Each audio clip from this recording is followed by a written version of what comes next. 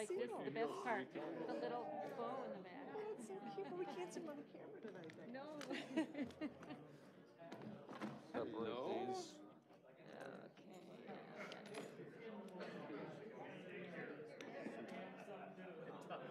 At Christmas time, you don't even need to give them sugar.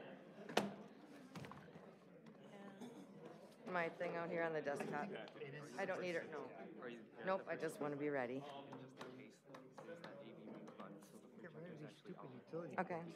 Oh, I know. I can't wait. Okay. I don't think I'm After first tonight. one on it, but. You will see, Yeah. my friend. Do I have to duck under? Me too. Yeah.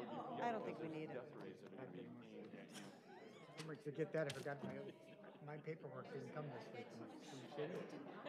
Didn't come. So I wait sometimes, and then for a while they used to put it in my mailbox. Good morning, though. Yeah. Well, I didn't. From Stan. Kevin, how you doing? I didn't know where. Oh, shoot. But like. Did you online or you got it? Yeah.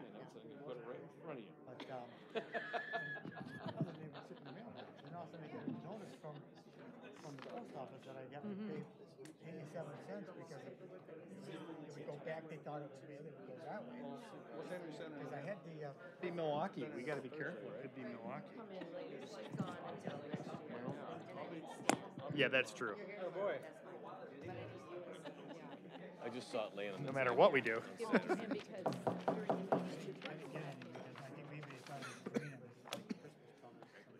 Call the council meeting to order for December 18th. Has it been appropriately noticed? Yes. Please stand for pledge. I pledge allegiance to the flag of the United States of America and to the republic for which it stands, one nation, under God, indivisible, with liberty and justice for all. Roll call, please. Alderman Rosick, Here. Alderman Shaw, Here. Alderman Ellis. Here. Alderman Spiegelberg. Here. Alderman Swart. Here.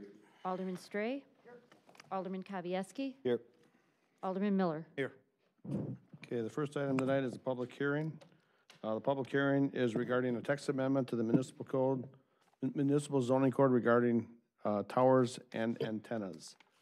Jason, would you like to get started, and then we'll take public comment? If anybody wants to speak on, and I have two sets of blue cards. One will be for public comment on this, and one will be for public comment on any other item. We're only going to be calling the ones for the tower ordinance at this time, after Jason gives his presentation. We're good. Go ahead. Good evening. Thank you, Mayor and Common Council. I'd like to provide a brief overview for this public hearing tonight. This is a text amendment that is required to bring the local zoning ordinances pertaining to cellular communication towers into consistency with the Wisconsin state law. Planning feels it's more of a housekeeping matter that is required.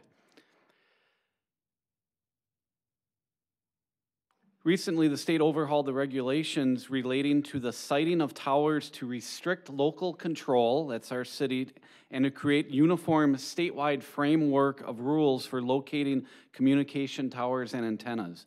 Previously, each community had some local control regarding the specific locations that this type of equipment could be located, but now we don't. The state law prohibits local governments from blocking the construction of such towers and siting the equipment except in extremely limited circumstances. The state law also allows towers now in all zoning districts, prohibits the requirement of environmental testing, and prohibits the request that towers be placed on public property. Municipalities may no longer deny applications solely based on aesthetic concerns or height. The purpose of the new legislation is to speed up deployment of towers and antennas that are needed to keep up with the rapid growth of cellular phone service and wireless broadband. This new act now requires that the cities act on applications within 90 days or that when the application is deemed complete, otherwise it is automatically approved. So what are the changes? First, there's two changes. One is the city of Oconomowoc currently allows towers only in 3 zoning districts. They are the industrial, the institutional public, and the urban reserve. And now the state is saying the city has to allow these towers in all the zoning districts. So that's just changing the table of uses and making these conditional uses in all the zoning districts. Now the Plan Commission and Council approval will still be continued to be required, and there will be a public hearing before the Common Council, but it will be allowed. The second change is to the standards that we have to, that we can require for towers. Currently, we have 4 standards on the books for them to have to meet prior to granting. Under the new law, these standards are not consistent, so they would, we're getting rid of those, and we're saying they have to match the standards that are cited in State Statute 66.0404. I understand towers have a love-hate reputation. Historically, people express concerns with towers due to aesthetic and perceived potential health impacts, yet at the same time, people want reliable service on their phones and other wireless devices.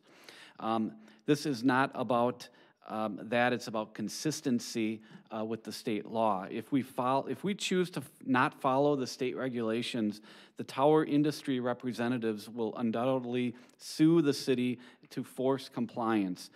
I feel that it is essential to have an ordinance that is consistent with the state law. Last week, the Plan Commission held a public hearing. We discussed the matter. Some people brought up 5G during the public hearing. This ordinance, I want you to know, is not about 5G technology, but it's about bringing consistency to the city ordinances with the state law. After discussing, the Plan Commission did send a recommendation on to the Plan Commission to adopt the ordinance. I will be available and happy to answer any questions you have about the proposed text amendment. Thank you. Thank you, Jason. So I'm going to take public comment now. I am going to according to the card, it says comments should be limited to 3 minutes. We're going to try to keep that since we have a lot of cards here. We want to get through everybody's comments and not to duplicate prior comments. So make sure you say what you want to say in a short duration, and then we'll move on to get everybody's comments in, okay? First person is Jeff Waller.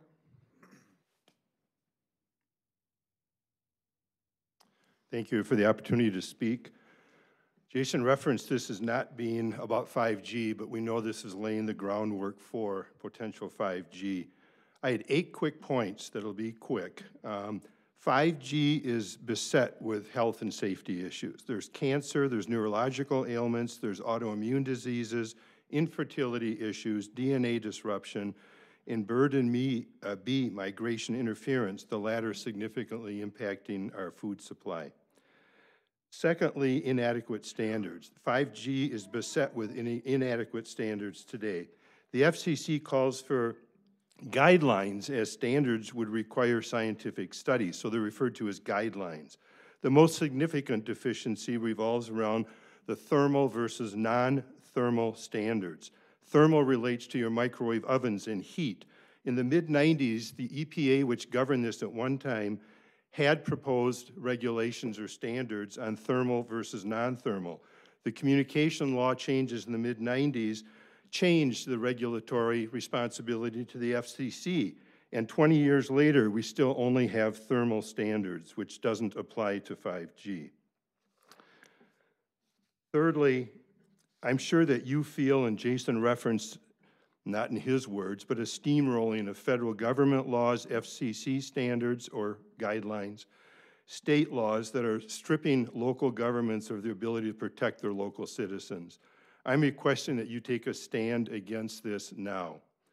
The state statutes in 66.0404, Jason mentioned a couple of them, but one that I find particularly upsetting is 4V as in victory. It says that the political subdivision may not do any of the following: condition the approval of an application on or otherwise require the applicant's agreement to indemnify or insure the political subdivision in connection with the political subdivision's exercise of its authority to approve the application. So you cannot require the applicant to ensure and indemnify you against any future issues, health, safety, or otherwise. Fifthly, the Oconomowoc Strategic Plan, which I applaud the city's efforts on, has two guiding principles. We focus on the safety of our community and employees, and we take responsibility for our actions and follow up on our commitments. I'm asking you to follow up on your commitment for safety. Sixth, there are several intervention points. Prior discussions of this subject has said we should be talking to the federal government, the state government, but I'm appealing to you as my local leaders to help start the effort to stop 5G by rejecting the zoning change that's now being proposed. It sets the stage for your position against 5G expansion before we're forced to argue rejection of future 5G permits due to health or safety concerns.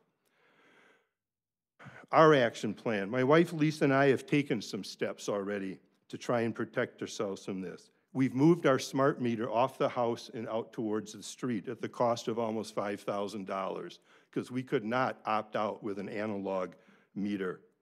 We've eliminated Wi-Fi in the house and gone with hardwired Ethernet. We've installed a landline phone.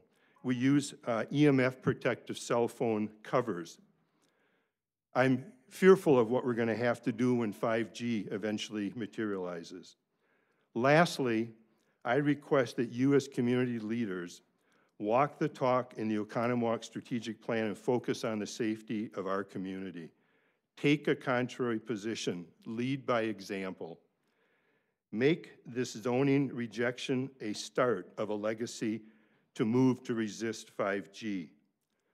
Please don't put yourself in the position of looking back at all the health and safety issues that will emanate out of 5G and say with regret, I could have done more to prevent this. Thank you. Thank you. Carl Gucci.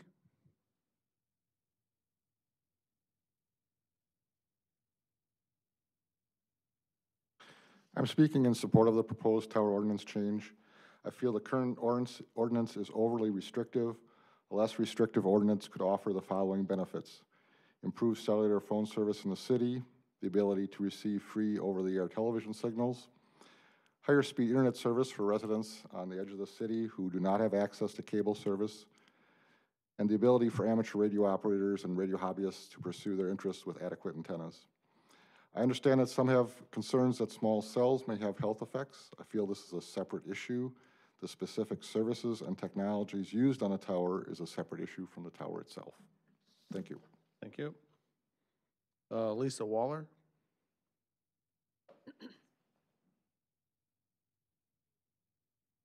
Since 9/11, our federal government has insisted we give up some privacy and freedom for safety. We have laws that protect us from ourselves and others in the cause for safety. Yet they are now creating laws that will affect our health with no opting out. Scientists have found that our current levels of radiation are causing diseases like brain cancer, leukemia, and Alzheimer's. Yet our government, that has been crying safety for years, now wants to up our radiation level tenfold. If it is so safe, why did we previously forbid it in residential areas? I am very sympathetic to our council here. You're caught between the law and the will of the people. If you ask me if I would prefer brain cancer or a lawsuit with the tower industry, I'll take the lawsuit because we stand a better chance of winning it. Thank you. Thank you. Laura.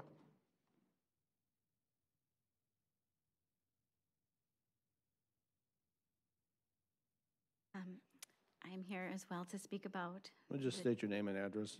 Laura Ustianowska, W379 and 6272 North Lake Road, Oconomowoc. I echo Mr. Waller's sentiments. So many concerns with laying this groundwork that makes 5G so much easier to put in. I would like to see it stop now. My biggest concern is, as a mother, this is Peter, he's my youngest. I have 4 kids, and the radiation from 5G will, and any radiation affects children differently because their bodies are different. Their skulls are thinner, and so they absorb the radiation into their brains 2 to 10 times more than we adults do. And I don't want to see him struggling with diabetes. I don't want him to see him struggling with infertility, but I especially don't want to be dealing with cancer, especially brain cancer. That's just such a scary thought for me as a mother. And right now, I can do things at home to protect him. I also don't have Wi-Fi. I don't have a smartphone. But once this comes into place, I no longer have the option of turning it off. It will just be radiating every living thing 24/7, and I can't protect him or my other kids or any kids in Oconomowoc alone. And so that's why I'm appealing to you, because I need your help to keep him safe and healthy and all of our children here in this area. So please be bold and be brave and lead the way in helping us to say no to something that we don't want. Thank you. Scott Burdette. Hi, I'm Scott Burdette, live at 132 Pine Street, and I'm here to ask you to vote to reject. I don't have research with me. I know others do. I'll echo the first speaker's comment that I think the towers were going to lead to 5G and 6 and 7 and so forth down the road. Seems to be a lot of unknowns around 5G, and I wonder if rejecting buys some time to perhaps bring a third party in to talk about it and bring in some third-party research and see where that leads us. I do know that cell device makers have told us not to sleep with our cell phones near our heads, not to speak on our cell phones against our heads. They talk about the potential for brain cancer. So there's an unknown there, and that just in and of itself makes me think that perhaps we should pause and see if there's a way to get a little bit more educated on it and perhaps maybe not fully stop what seems to be inevitable, perhaps bring some control to it. So, thank you. Thank you. Janet McConaughey.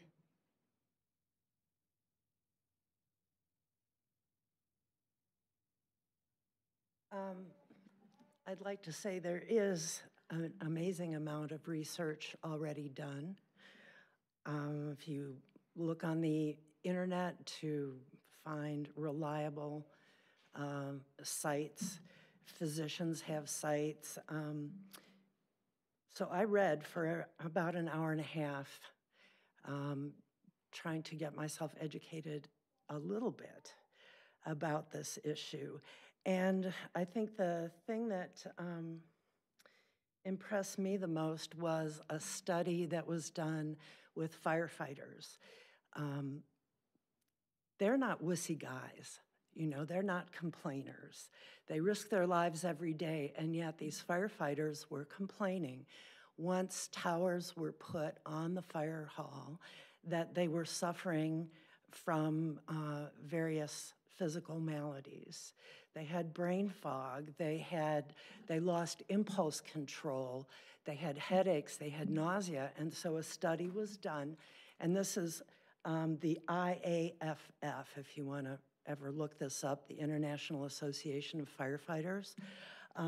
They did a study on a small number of firefighters, brain scans and whatnot, and they found changes in their brains. And one of the things that I guess we're going to do, because it's state mandated, is we're going to put these towers on this hall, on the fire halls, on the schools.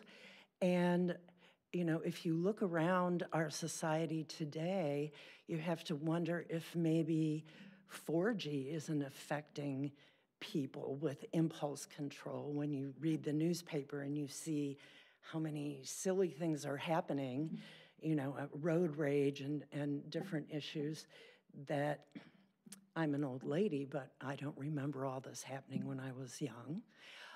So anyway, I would like you, before you make a decision, to make sure you're educated and spend a couple of hours and read some of these documents that are readily available. And if you need a list, please let us know.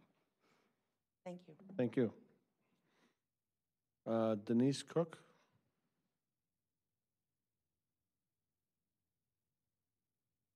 Hello, I'm Denise Cook. The address is W210 Cedar Grove Road, Oconomowoc. I agree with the other speakers that have talked about the question regarding 5G. I know you haven't got total control over that, but you are a last stopgate, shall I say, regarding the 5G network. Most people, I'm afraid, here in Oconomowoc have no idea what 5G is. They've heard about it, they've seen it in the newspaper, they've seen 5G, oh, that has to do with the wireless. Faster control, wonderful, that's good, that's really good, right? Many of them have no idea of the power of 5G, how much more powerful it is than your typical microwave. How many of you would turn your microwave on, open the door and turn it on, stand in front of it? I don't think you can do that now because they put safety measures in, so you can't do that. That's a safety measure they are using. As far as I know, there aren't any safety measures for 5G, and guess what? You can't turn it off. You're walking down the street, it's on you if they put all these towers up. Your kids are out in the backyard, 5G's on them. You're going to work, here, 5G's on you. I don't know about the buildings, but maybe these old buildings will help you, I don't know. But you can't turn it off, and I don't think that's right. At least with a microwave, you can say, no, thank you, I don't want to use it. But with this, no. You're just cooked wherever you are. I do have a quick story I'm going to tell you very quickly. When I was about 6 years old, one of the things we did before school, well, when school started in the fall, was go to the shoe store. We'd all get new shoes. Well, this time when we went into the store, there was this new contraption there. It was a big thing, like a, well, like a small refrigerator now. And you'd climb up on there, and you'd put your feet in there. And the good thing was, you could tell if your child's feet were pushed up against the front of it, or if the feet were fitting nicely. Because you could look down in there into this machine, and you could see your feet. You could wiggle your toes, and you could actually see your feet down there. Actually, what you were seeing was your bones. You were seeing your raw bones down there wiggling. That's what we were introduced to, and that must have been in the late 40s, early 50s. The next year when we went to the shoe store, those things weren't there. They disappeared. They were just taken off the market. Never heard anything about it. Years later, we found out that that was x-rays with no control over them, no protection, and we were all being exposed. As a child, we thought this was a fun game. Our friends ran in there to have these x-rays done. Our parents sent us in there. Our parents' friends all went in there and brought their kids along to get x-rayed, not knowing what we were doing. We were guinea pigs. I'm sure they didn't know we were guinea pigs, and they didn't plan it, it just happened. I'm seeing 5G being rolled out pretty darn fast. I wonder why that is. When you don't have enough chance to find out what are some of the possible negatives, are there any protections that we as citizens can protect ourselves with? Anything like that? I don't know. Haven't heard of anything like that. I'm sure you don't want your children and your grandchildren to grow up under unknown circumstances and to find out 30 or 40 years from now, my, there seem to be an awful lot of 30 and 4-year-old people dying young. I can't quite figure that out. What do you suppose that's for? Why is that? I don't know. It would be awfully nice if we could take a stand right now. 5G isn't going to go away. It's not like we got to do it now, although I realize you're under some sort of a time restraint. That's unfair because it doesn't seem to me like the general public has learned very much about it, first off. But I just want you to be aware. I wish you could go slow. That was going to be my recommendation, to go slow, but I guess you can't. But if you could at least stand up and say, no, we're going to stop and say, let's take a closer look. Oh, by the way, there are other ways to do 5G. It doesn't have to be through the air. So it could be done another way. Thank you for listening to me. Thank you. Joe Persick?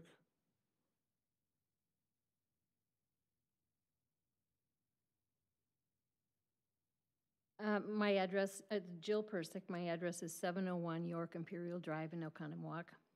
I've been a resident of Oconomowoc for 34 years, married to Greg, and I got 3 grown children. This is the first time I've addressed the city council. I'm here to request you vote no to the proposed cell towers, the antenna ordinance, and I'm only here as a concerned citizen. I've got no axe to grind, no real purpose to be here other than that I'm concerned about the safety of my neighbors, the well-being of my family, and our environment. My children really loved growing up here, and they've discussed relocating back here when they have families, and I'd like to continue to encourage them to come home and do that. My husband and I are not tech people, but I've become aware of a lot of scientific studies that are showing remarkable and really alarming effects of wireless transmissions. I even watched Senator Patrick Colbeck of Michigan's address in March of 18, and he spoke of the dangers of the 5G network. And I don't know the ins and outs of whether this is actually the precursor to 5G, but it sounds like it's laying the foundation for 5G. He said transmitters would be needed like every 2 to 10 homes in order for this to work. And he relates studies from the Bio Initiative in his speech of wireless transmissions causing cancer, neurological problems like people have talked about, reproductive harm, and immune system disorders. Radio frequency emissions affect our DNA at the cellular level. I'm not a scientist, I'm not even a nurse, and that's disturbing. And you probably already likely know from doing your own research that communities around the country, like the Bay Area of Mill Valley in California, for example, are just stepping up in opposition. It's a small community. It's a small town a few miles north of San Francisco. And they voted unanimously 3 months ago to effectively block deployments of small cell 5G wireless towers in the city's residential areas through what they called an urgency ordinance, which allows the city council to immediately enact regulations that affect the health and safety of the community. The tech companies will tell you that the FCC say that the emissions are, quote, well within FCC guidelines, but scientists argue the guidelines are insufficient. We need you to continue to act in the best interest of Oconomowoc and our families and do some out-of-the-box thinking like you always do with tough situations. And I'm counting on you for that. I'm not an expert on this, but I need you to become experts. And I need you to protect us, to get all the facts, and listen to the quieter voices that just get drowned out by all the excitement from this new technology. Thank you for your time. Thank you. Lynn Stahl.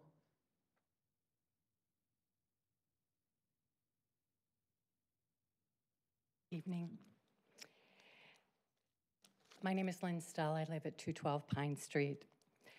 We've met, Lisa Waller and I have met with several of you, and thank you for your time and giving you information about 5G. And the reason why we spent the time is that we believe it's a local issue, and that actually that local people and local governments can be very powerful in standing up and saying no at a first-line resistance. This ordinance, if it's passed, every person that lives in this city can expect to have 4 cell antennas outside their homes emitting radiation 24/7. The radiation emitted from these 4 towers, antennas, will be a minimum of 40 times stronger than the radiation that powers the home Wi-Fi router. AT&T and Verizon have both labeled this wireless radiation a pollutant in their insurance liability policy. It's an exclusion. There are hundreds of peer-reviewed scientific studies linking our current wireless technology to DNA damage as well as to our major illnesses of today, including cancer, heart disease, and diabetes. As another person mentioned, the international, wait a minute. Let me just back up here for a second. I'm getting ahead of myself. The FCC publicly states that 5G technology is safe. They did this in October of this year, yet the FCC has failed to provide the scientific data to back up this claim, even though they have been requested this. Physicians, scientists all over the world are asking for proof that 5G technologies are indeed safe. The International Association of Firefighters stands against all cell antennas until scientific study proves this type of radiation is not going to hurt their firefighters. Deborah Davis specializes in environmental oncology, that's environmental cancer, and was responsible for stopping smoking on airplanes. She's against 5G until it's proven safe. Frank Clegg, former president of Microsoft Canada, against 5G until proven safe. He knows technology can be made safe. Michigan State Senator Patrick Kobach, as Jill had mentioned, former aerospace engineer for Boeing, working on the International Space Station, against 5G until it's safe. U.S. Senator Blumenthal, former Attorney General for 20 years, taking on R.J. Reynolds, Microsoft, against 5G until it's safe. The National Institute for Science, Law, Public Policy in Washington, founded specifically to bridge this gap between scientific uncertainties and the need for laws protecting public health and safety, against 5G until it's safe. Hardwired internet is one of the solutions, and actually we already have 100% telephone capacity that's already given in the city, and we have 90% already have internet. We're actually, our service is 8.5% faster than the national average. I understand that our Public Utilities Department has or could have the capacity to provide hardwire internet for the residents of Oconomowoc. Why are our city leaders not having this discussion of how to provide this so that we can actually avoid radiation? The FCC has said that 5G is safe. Why are we not joining the other leaders, the cities that are suing, that are creating urgencies, these scientific leaders, in demanding proof from both the state of Wisconsin and the FCC that 5G is safe? Please vote no on this ordinance. Thank you. Thank you. Are there any other comments on this subject? Come on up. Just state your name. I know I got a card for you for later. Okay, Shirley Deppes. I'll make this brief. I have been very concerned about the environment for the last 15 years and have been active in trying to educate the public in general about situations that we should all be concerned about. 5G really underscores everything I've done. It's like putting a blanket over everything. It's like, okay, you can save the environment, maybe, but we're going to give you health problems. We're going to radiate your home. We're going to do everything to make your personal life and the environment very unsafe for human existence. So I am very concerned about this. Thank you. Any other comments? Seeing none, we will close the public hearing and go on to regular business. Next item is motion to approve the council minutes from November 20th, 2018. We need a motion to approve the minutes. So moved. Second. Moved and seconded. Any questions? Seeing none, call the roll, please. Alderman Rozak. Alderman Shaw. Aye. Alderman Ellis. Aye. Alderman Spiegelberg. Aye. Alderman Zwart. Aye. Alderman Stray. Aye. Alderman Kavieski. Aye. Alderman Miller. Aye. Okay, now I'll take comments and suggestions from citizens on any other subject. I have 2 cards here. If anybody else needs to fill one out, go ahead, fill one out. Heather Arns, I believe it is.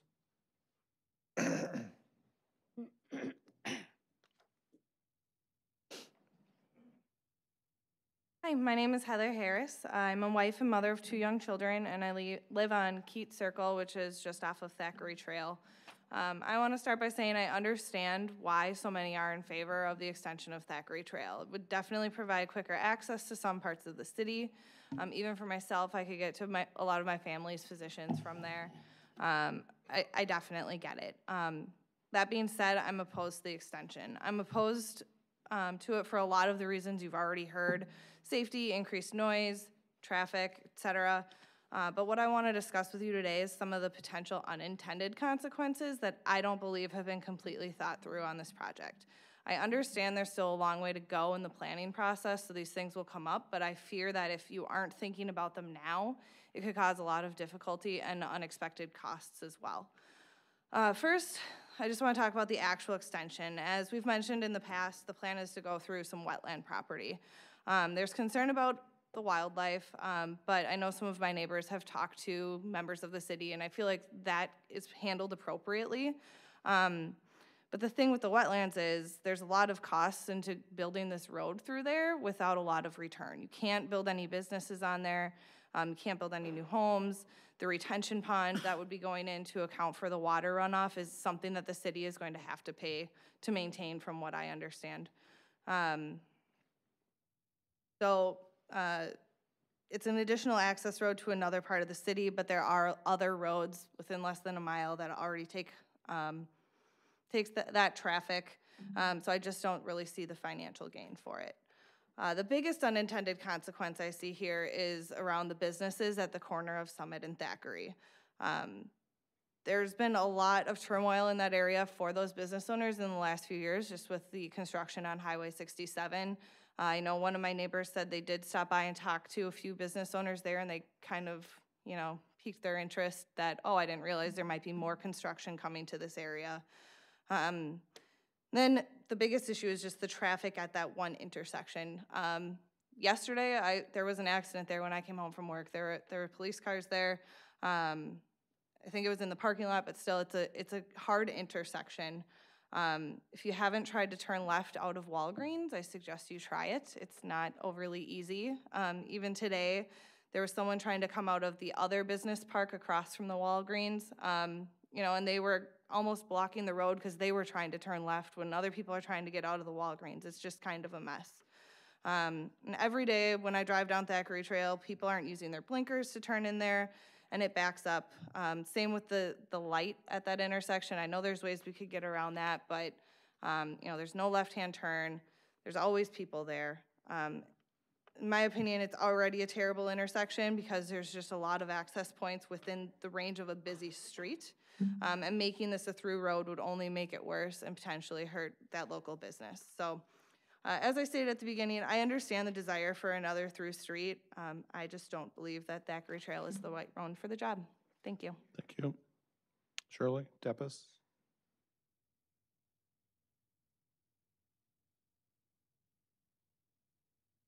Shirley Deppes, 805 Thackeray Trail. Actually, I'm representing 2 people that couldn't be here tonight, and I believe that you might have gotten emails, all the council members, from them regarding their concerns about Thackeray Trail.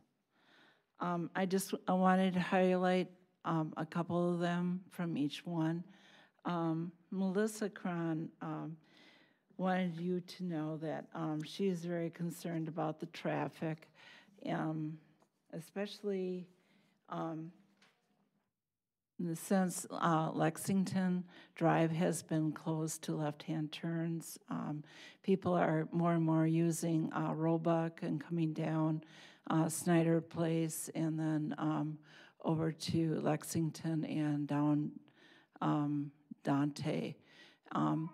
She is also very concerned that if Thackeray Trail is constructed and has a few stop signs, that the younger crowd or even people that are just in a hurry will use Byron and the other quieter streets in Whitman Park, just because it'll save them time and make them more active, or it's just human nature to avoid all that.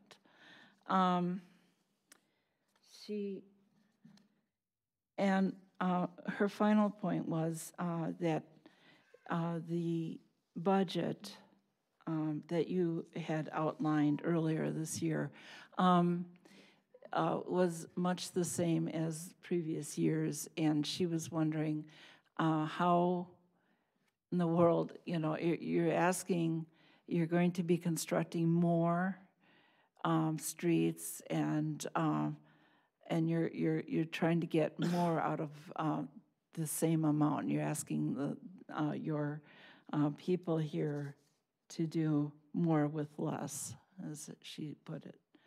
So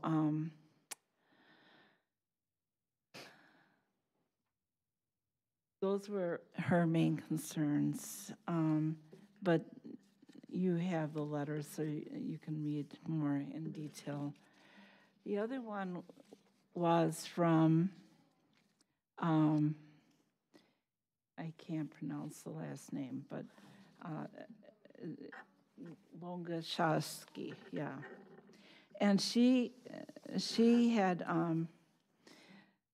she brought up the issue of the water that comes down Thackeray Trail, and I think that we've talked about that in the past. It does drain from a number of different sources, and Thackeray really does conduct a lot of water down. And she wonders what is going to happen to the basements and their basements if there's going to be more impervious surfaces that aren't going to soak up the water. She also was wondering about the cost of sidewalks that are being proposed or probably will be proposed. If the homeowners have to carry that cost, or if there is going to be some sort of a grant or something. So these are just a few of the concerns, and last time I spoke to you, there was safety concerns, getting out of driveways, being able to judge distances, increase traffic. Those are other concerns. Okay. Thank you. Thank you. Are there any other comments? Seeing none, we'll move on. Next item on the agenda is the consent agenda. We have 4 items: licenses, water utility easement, the 2018 utility write-offs, and the treasurer's report. So we need a motion to approve the consent agenda. Motion to approve the consent agenda items. Second. Any discussion? Seeing none, there's a motion and a second. Call the roll, please. Alderman Rozak. Aye. Alderman Shaw. Aye. Alderman Ellis. Aye. Alderman Spiegelberg. Aye. Alderman Zwart. Alderman Stray. Aye. Alderman Kavieski. Aye. Alderman Miller. Aye. Okay, next on the committee reports, on the Finance Committee, first item is consider act on a resolution for short-term debt issuance for property acquisition at 630 East Wisconsin Avenue. We need a motion to approve the resolution. So moved. Second. Moved and seconded. Lori, you want to just give us a little quick update on this? Sure. This is the short-term borrowing for the acquisition of property at 630 East Wisconsin Avenue. In October, actually October 9th, Committee of the Whole meeting, it was recommended that we use short-term financing for this acquisition, and the reason is because it gives us a little bit more time to decide the public and private uses of the property before we do long-term financing, which would be The issue is it taxable financing or tax exempt financing? In order for us to have tax exempt financing, it would have to be for public use, not private. So this gives the council a little bit more time to get those issues figured out before we do our long-term financing. On October 16th, the council adopted the resolution authorizing the issuance of the short-term financing. So tonight, the resolution really authorizes the appropriate officials here at the city to sign the documents. So what we're looking at doing, our options for short-term financing were to go to the state trust fund loan or to borrow locally with our authorized financial institution. The state trust fund loan interest rate was 4.25%. Our local financial institution gave us a rate of prime minus 300 basis points, which translates to 2.25%. It is a floating rate, so if it changes throughout the year, it would change, but it would always be less 300 basis points. The other advantage besides the interest of going with our local institution is the flexibility it gives us and the ability to refinance or pay that loan back at any time without a prepayment penalty or any other restrictions on that other than 5 days notice. If there's questions, I'll answer them. That's all I have. Questions? Go ahead. Yeah, not really a question, just a comment. The other reason we chose to go with the short-term financing was to give us flexibility during the public safety discussion, because we've approved to go to bid with this, but if it comes back at $13 or $14 million and we decide to reject that, this gives us the option to do something else with the property. Isn't That's that correct. Okay. That's correct.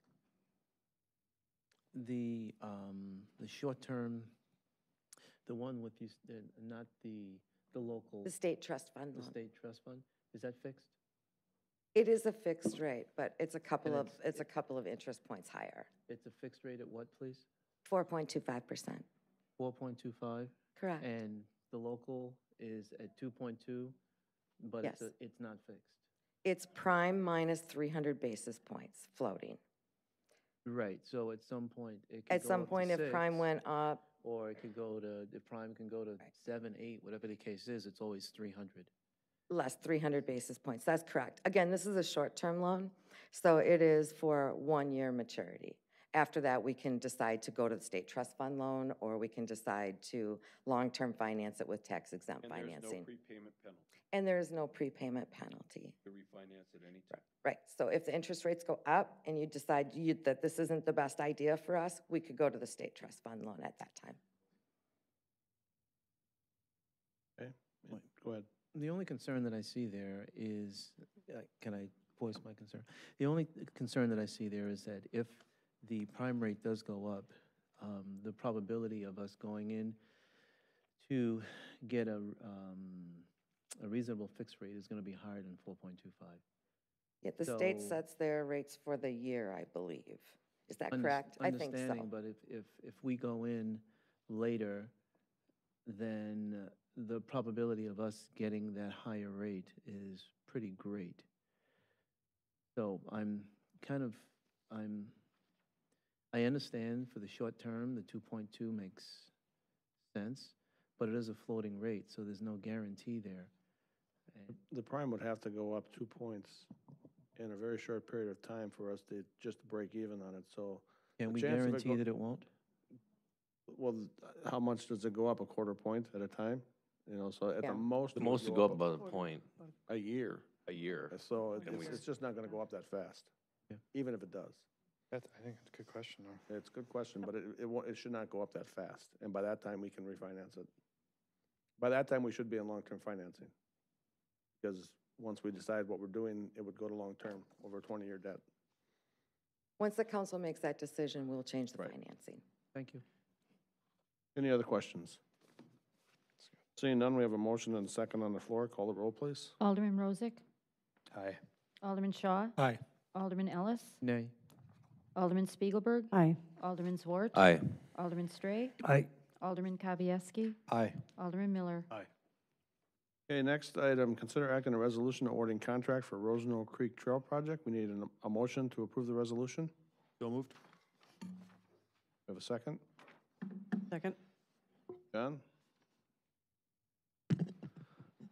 Thank you, Mayor. The Rosemont Creek Trail project, I'm going to give a brief history for those that may not know a lot about it. The map up here on the screen will give you some points here. This is the southern portion of the trail, and this will be the northern end. This is Lisbon Road on the south. We have recently, in the last couple of years, had land dedicated all throughout this area, all the way up to this piece, which is an expansion of our existing park on this northern end of this trail section of Wood Creek Park. And this is Highway Z, so for reference point. We also have an easement that we're finalizing with Preserve of Prairie Creek that allows us to cross Rosenau Creek and ultimately come over and connect here. And if you were to go further to the east, this would be the Piggly Wiggly Shopping Center area. So I wanted to share the map for reference so people understood the scope of the project. So back in, excuse me, in June of 2018, you authorized staff to work with an engineering firm to develop the construction documents and trail alignment for the Rosenau Creek Trail. We've gone through a series of different things throughout the last 6 months. We've completed the wetland delineations, we've developed concept plans, which includes the expansion of Wood Creek Park, the original trail alignment, which is west of Rosenau Creek, and also the extension and trail east of Rosenau Creek through the Preserve at Prairie Creek via that easement. During the process in September, we held a public information meeting. The purpose of the public information meeting is to make sure that the residents that live in the vicinity of the project are aware of the different components that may occur and what those impacts may be to them. So we had direct mailing to these cul-de-sac areas that you see here. We shared the information through the Homeowners Association, who then distributed it to the parties that are in that association, as well as posted it on our website. We had a decent turnout, approximately 15 people at the public information meeting.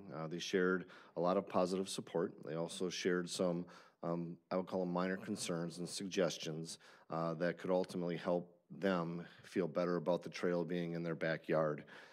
Ultimately, we've incorporated all of the things that they've requested, and I think it'll make the project successful for everybody involved. So the bids went out and were received last week.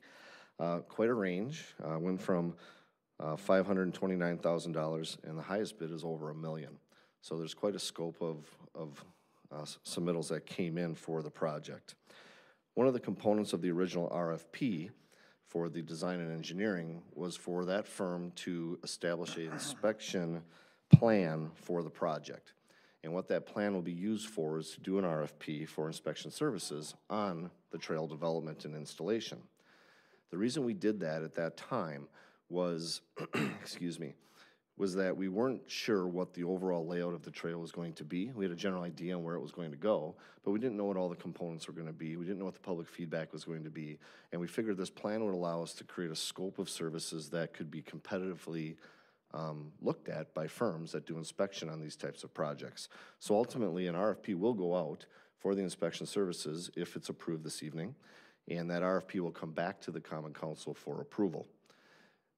The typical percentage rate of inspection services on a project is around 10%. So if $530,000 is the cost of this project, inspection services could come in at approximately $53,000. So that's a standard number that is typically used in the industry. We've done some preliminary layout of the inspection services. We're anticipating around 450 hours of inspection being needed. If the average rate was $100 per hour, that would be $45,000. So we'll be somewhere in that range from a predictability standpoint, and that would require authorization as well from this body at a later date. So the second component of this is that the city removed several things from the bid, and we're going to do direct purchasing. Direct purchasing allows the city to obviously purchase it tax exempt. Things that have been identified are trees for the plantings, native gardens, which our team would install once we purchase those. Any bike racks, benches, trash cans that would be part of this project and development, as well as trailhead and identification signage throughout. So that amount has been projected at $39,000. So ultimately, what staff would be asking for is the authorization for Janke General Contractors in the amount of $529,567, as well as $39,000 for the direct purchase amenities that I referred to. So I'd like to speak briefly about the financing component. The Rosenau Creek Trail project had originally had a cost estimate of $300,000 for the project. As we got into the details of it and we had to cross some wetland areas, some of those components were a little more expensive than what were originally projected. But along with that, and that's all through the park impact fee, by the way, and along with that, we had the expansion of the Wood Creek Park project. For clarification purposes, I want to make sure everybody understands. Back in 2017, through the long-term financial plan, the Common Council authorized us to move forward with design and engineering for the expansion of Wood Creek Park, which was going to go hand in hand with the Rosenau Creek Trail. It was going to be a joint project. We also had funding for $395,000 for the construction and expansion of that park. Council at that time chose to remove the construction piece in 2018 because the project was not going to occur then, and move it back, which was logical and it made sense at the time. There was an error by staff in the transition that $395 for the Wood Creek Park expansion was not submitted in the 2019 long-term financial plan, even though it was in the planning documents for several years prior to that, and ultimately was going to be funded through the park impact fee. So despite the error, the total project budget for this area would have been $695,000. Because of the error, we now have to come back to the council for authorization for those funds through the park impact fee fund, which would require a two-thirds majority vote to move the project forward. So with that being said, I'd like to open up for any questions. No, that's fine. So we'll open it up for discussion. Go ahead, Matt. Thanks, John. The inspection services, are we gonna, you think that's gonna be an extra $53,000? Is that your thought? If you use the 10% on the construction, that of 530,000, yes, 10% would be 53,000. So that's a projection. Once we do the actual RFP, we'll have the actual numbers for you to evaluate. What did we approve on engineering already for this project? We approved Rupert Milkie for $37,000 and some odd dollars. I don't have the exact amount in front of me. Okay, that's close enough. Mm-hmm. What is this? I can't remember if I voted against the engineering for this. I probably did. But we've got, and this was discussed in committee, we've got this extra part of the trail that goes up into this little... You're referring to up here, Matt, on the map, this yeah, extension that goes into the Prairie Creek? Yep. How, do we know how much, I don't know, path length that is? Is that, 1,000 yards? Is that a half a mile? Do we have any clue? Well, I don't know the exact amount, but the trail from here going all the way south to here is approximately half a mile. So if you look at that, it's probably less than a quarter. Less than a quarter. 1,000 feet, approximately 1,000 feet. So when we agreed to do this project, one of the things was that they were going to add another building there. There was going to be a significant amount of park impact fees coming from that building that we thought was going to offset at least that part of the path. I don't think it makes sense for us to put that part of the path in right now, to be honest with you. I think we should cut that part out to try to save some money. Okay. The other thing that I don't understand, when I add these numbers up, we're at about $720,000 for this entire project for a half a mile of path along arguably a creek / little tiny mini river that goes from one road to another and really doesn't go anywhere or connect to anything other than the Wood Creek Park. I think we're overspending. I think it's too big of a project and too much expense for that area. I question how much we're actually using boardwalk over the wetland area. When this was originally proposed, like you said, it was 300,000. It now seems like it's ballooned. And the Wood Creek Park extension, this little piece here that goes from kind of the left-hand side of this picture that everyone can see over to the existing path. I mean, we're saying that little path that's not even in wetlands is going to cost $395,000.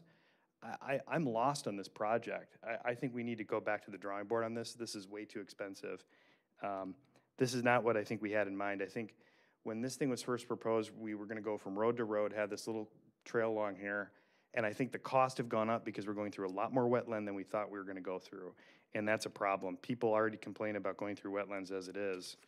And now we're going to put a paved asphalt parking lot essentially along the wetland. I've got major problems right now with the way this project is going and the cost. And I understand we have park impact fees, and we can use that. We also have the other huge, massive park we bought that's 30 acres, just a quarter mile up the road. I think that should be our focus, and I think we should leave nature the way it is. Blue, you had your hand up? There was a comment about what this creek is. Can you give a little bit more detail in regards to what this creek is and what it provides? Well, the Rosenau Creek is a cold water creek. It has additional regulations from the DNR to preserve it as a cold water creek. And so it's a unique natural resource. It's not going to feel like a river, because that would be extreme, but it does provide a natural benefit. And one of the components of building trails and connectivity is connecting roadways to roadways and utilizing natural resource corridors to do that, to help get people to experience those components. So. Go ahead. Class A trout stream? I believe it is a Class A trout stream as well. That sounds accurate to me. It's one of very few in the state that qualifies for that rating. This not down there. It's a northern branch. It's part of a bigger system, and it does provide access to those natural elements for a greater part of the community. Would that be a fair? Definitely provides better access. Okay, any other comments? Eric? Yeah, I would agree that as much as I like the connectivity that goes to the east from the main trail, which would be the part that goes through the Vanguard. Yep.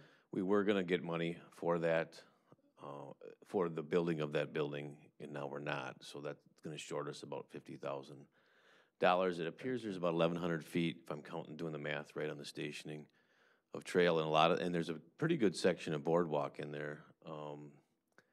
So I guess I would propose at a minimum eliminating that for now, or at least seeing what the cost is for that before we move forward on it. And the other thing is there's a mowed trail along Rosenau Creek up by Nature Hill that works pretty well. People can walk on it. It does work, and maybe we could just do the boardwalk areas that we needed to and have a mowed section for walking and save some money for the big park. I'm just throwing that out there as, we still have the design for it, we could do it down the road, but the boardwalks would probably have to get built so that you don't disturb the wetlands, but the paved surfaces could be just trails that are mowed or mowed a couple times a year, and people walking on them would probably do a good job of keeping the grass down during the dry months. Mayor, if you don't mind, I'd like to at least point out where these boardwalk sections are so people can visualize what our aldermen are referring to. So we have a section down here at the connection of Lisbon Road. There's a green line on here, which is the wetland boundary.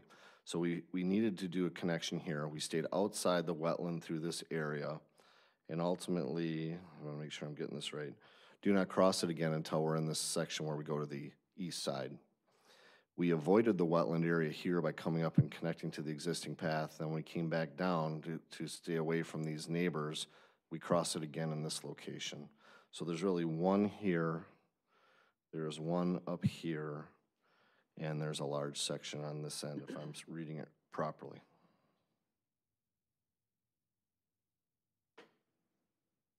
Yeah, just a few more real brief questions. Mm-hmm. The Wood Creek Park, is Yes. that a city park or is that a community park? Is that a city park? This park here, which is in the corner, you don't see the full park, that is considered a neighborhood park as part of the city's municipal park system. How much parking is there? It's relatively small. I think you can fit 12 cars there, which is actually a larger amount of parking for a neighborhood-based park. Typically, neighborhood parks, people are walking, biking, and occasionally will drive there. Well, okay, and so, I mean, that goes, we're creating this path with, I like Derek's idea, leaving it more natural. You know, the cool thing about Nature Hill is the natural paths. It's not paved. I think this could be a cool area that we don't spend. I added it up finally while you were talking, $659,000 and a half miles worth of trail that connects to a park with limited parking. So I question how much people are going to use this. We have some of the funding available. We don't have all of it yet in our pocket, but I think we will in the coming years. I think we have bigger fish to fry, or bigger trout to fry, as it were. If anyone's following the discussion, it's a trout stream. Couple questions. Matt, it was a good point you brought up about the amount of parking associated with that, and you referenced Nature Hill, but do you have a sense of how much parking is associated with Nature Hill? It's less than 12, I believe. Yeah, it's like 7. But it's You got the school right there though too, and you got street parking. most people though park You got all kinds of street parking. right. No one's gonna park on Highway Z. I think it'd be used. I like the idea of eliminating that spur, on that would be the east side. But I'd like to understand a little bit more about the financing part of it. So, because right now we have a deficit associated with the budget, which is what the request is for. And if the full amount were to be authorized, or more than what is currently in the budget be authorized, how that would be made up, because it'd be made up with park impact fees. We'd basically be borrowing internally and then letting the park impact fees as they're being collected replenish that? That is how the park impact fee works. That is correct. Right. So I just wanted to, for the public. The park impact fee study that was completed 4 years ago approximately, the council has to adopt the ordinance of the park impact fee. And what you do is, in a very general overview, it's very detailed, is you establish the projects in the community that are part of park and open space plans, city strategic planning initiatives, et cetera, that are new projects that are going to benefit your community. Based on the value of those projects, you are then allowed to establish an impact fee that is charged when a new resident comes into the community or a new home is built, okay? So the trick to the impact fees is how fast is the community growing, how fast is the money coming in, and then the council has to determine, do you want to begin establishing a segment of an overall comprehensive plan of bike and ped plan that was adopted in 2006 when you have the opportunity to, or do you want to wait and try to do it all at once, which will be millions and millions and millions of dollars. So this segment ultimately connects, as Alderman Rozak identified, one road to another. But the larger vision is there's a trail along Highway Z, and there's a future trail that's going to run behind the subdivision that goes all the way up to the new school that is part of the commercial development that'll take place. And the reality is the connectivity has to be done in segments when the property and the things become available. So because the needs assessment identified park trails and pathways is the #1 need in the community, and as well as the bike and ped plan showing this, the property became available, we planned for it, we did the documents, and the bids came in, and that's why it's here today. But if we did decide to wait on that eastern spur, we do have the easements now granted through the agreement with Vanguard, so that was one of the bigger impediments for doing that part of it, or integrating that part of it, was we didn't have the rights to that part of it, correct? Yes, and that goes back to the additional apartment units and complex that they were going to add. We negotiated with them to establish the easement to allow us to expand our bike and ped plan for this connectivity to this area. It does create a segment of connectivity here, but it connects the neighborhood around as well. But because they chose not to move forward, Alderman Rozak was accurate that we won't receive those impact fees until that project takes place. But the impact fee ordinance is impact fees citywide, and then ultimately the council chooses how you want to spend them and where you want to spend them. I have a question on this, and if we don't do that extension, how do the people in those apartments, which is 400 apartments there? There's 300 or 400 apartments there, right? Approximately, How do yes. they get to the trail? Because that trail then would extend then to all the different bike and, pedestrian in the area. And I'm assuming a lot of those people in those apartments are younger people that would ride bikes. I guess the logical way that someone probably would go to that trail was to proceed through their development up to Highway Z, because there's a sidewalk up here, and work their way down to Wood Creek Park and come in that way to utilize this. Okay. Did you have a question? I think at a minimum, I like the idea of taking that one spur off for now. You said bike and ped. So I guess if we didn't asphalt it, it would be pretty hard to ride a bike through there.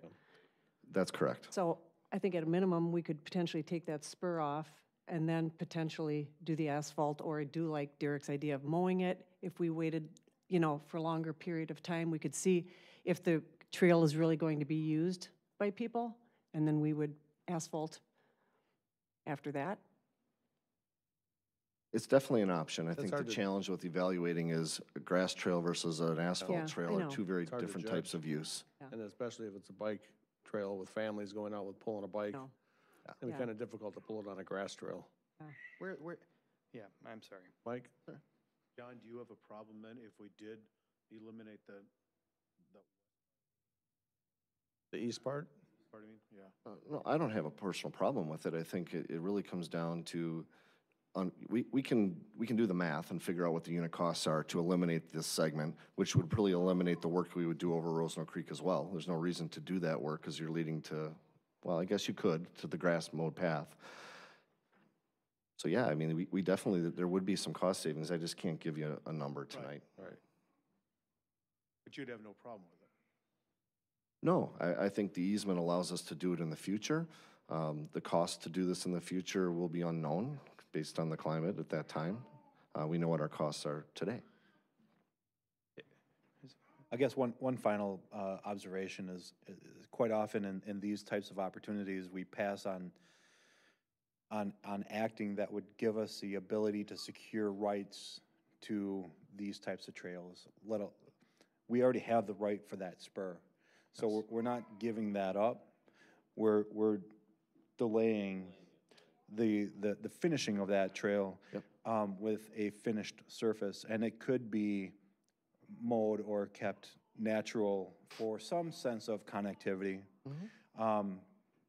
So I'm really supporting, leaning to support the elimination of that spur. You'd still have to do the boardwalk. Yeah, absolutely. Yeah. No, is that true? To get across To the get wetlands. across. You have to do the boardwalk to get across the wetlands. Charlie? My concern with eliminating that eastern segment is at some point in time, if we do that in the future, the cost is going to be a lot more. You're going to have to remobilize equipment in there. You have all the stuff to do it. It's your cheapest way to get this done is to do it right away when everything else is in there. Any other, well, we have a proposal on the floor now. So if we were going to change it, we'd have to amend it. Yeah. So, Go ahead, Charlie's Matt. point is, I mean, there's some truth to that. You know, when you wait on something, the cost can go up, but maybe in the future, we don't think we need to do it at all. I mean, they are connected with the sidewalk right now. I would propose that we don't even jump over the creek there and not do the boardwalk there and just wait on that section. Let's do the path that apparently is what everyone's gonna go on. These folks wanna You're go up referring, here. Matt, to this path here. That's correct. The Yep, path okay. actually along the creek that's gonna be, people are gonna bike on, that's connected to the other park that has actual parking. The other section here goes to an area, there's not really parking, it's actually a private road, I think, Prairie Creek Boulevard, isn't it? No, Or no, No, it's it's a public road, and it connects, in this eastern section here, it connects to the sidewalk system that ultimately connects to that area. Right, and their whole thing there also connects to the sidewalk that goes back to this park as well. It connects right back into this park, so it's not like we're cutting off. I was all for this connection like 6 months ago. I mean, I fought pretty hard for this connection when we thought we were gonna get the money for it.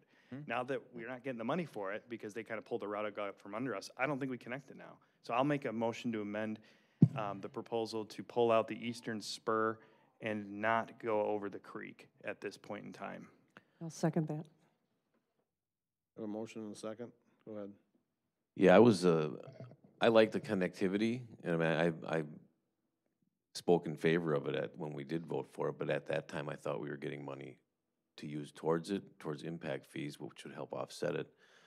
And based on just looking at the plan, I would say there's a minimum of 25% of the project in that section. When you just measure it and look at the boardwalk sections, I would guess it's something in that ballpark. And I know that it might cost more later to do it,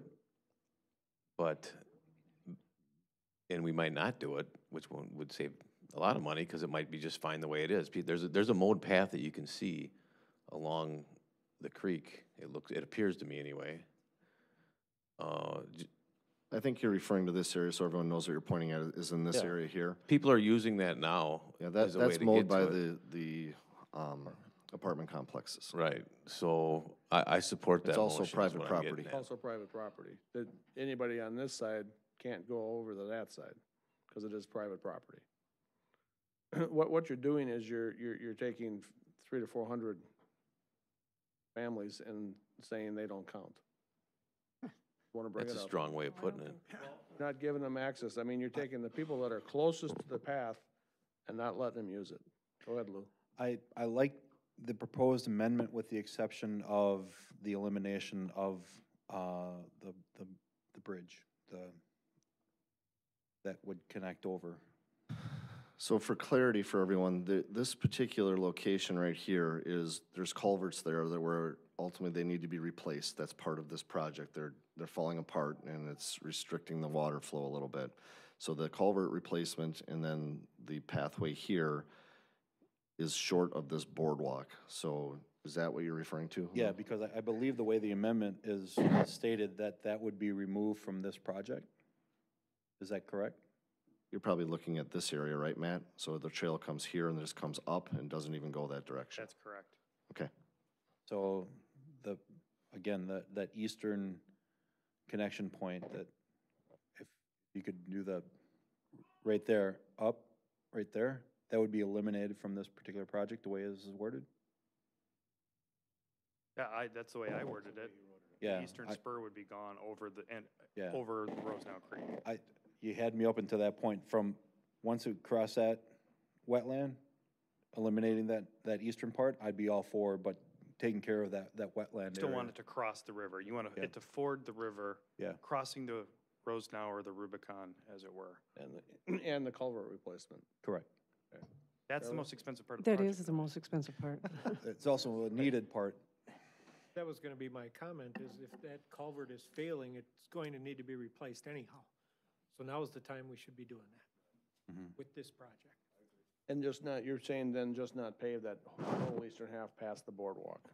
Well, that's what they're. For sake of clarity, Yeah. that's not the way I worded know. it, but if it feels to me like the consensus has changed on that, I'm willing to amend my amendment to allow us to at least ford the Rubicon, okay, and get us across the river at least. Matt, why don't you just withdraw your amendment? I can do that as well. And then withdraw the second? I'll withdraw the amendment and amend to allow us to Hang at on, least cross. we gotta withdraw the second. I'll withdraw my second. Okay, now you wanna redo it? Yeah, then I'll just amend the proposal to allow us to cross the Rosenow Creek and over the wetlands, but not continue the spur up to Prairie Creek Boulevard, if that makes more Past the sense. up to the boardwalk and then finish the boardwalk and then not pave the rest. If that, yeah, sure. Okay.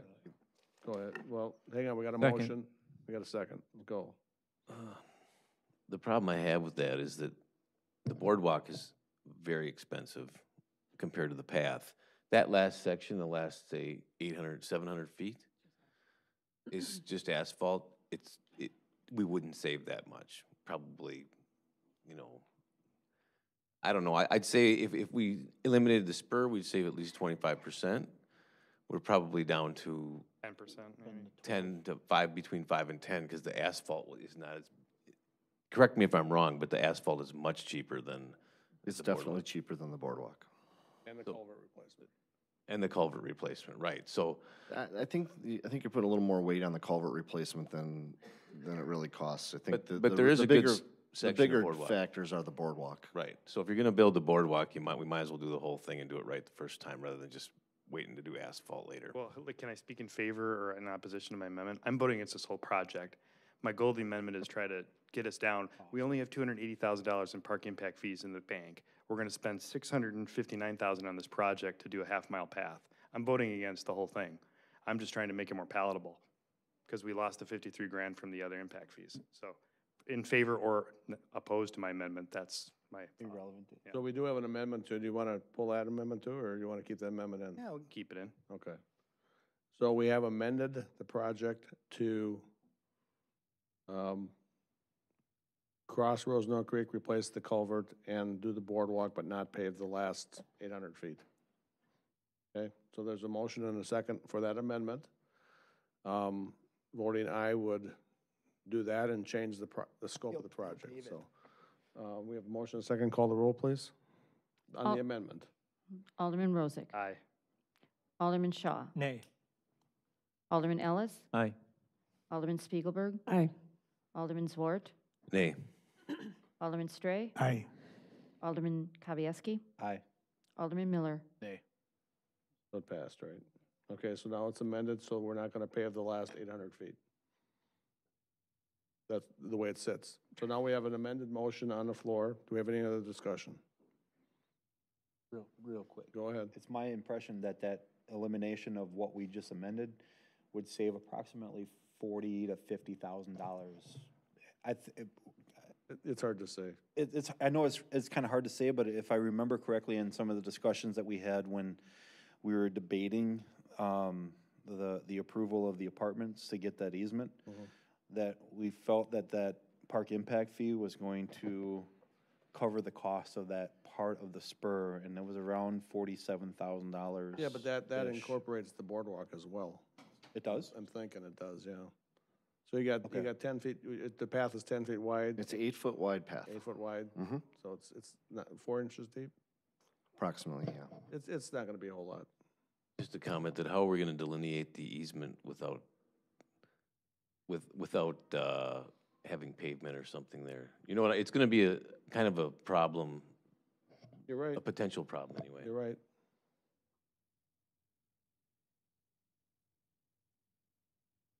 Any other? Go ahead, John. I think the area that we're referring to here that has been eliminated, that should be a mode pathway to help identify what that path with connectivity is.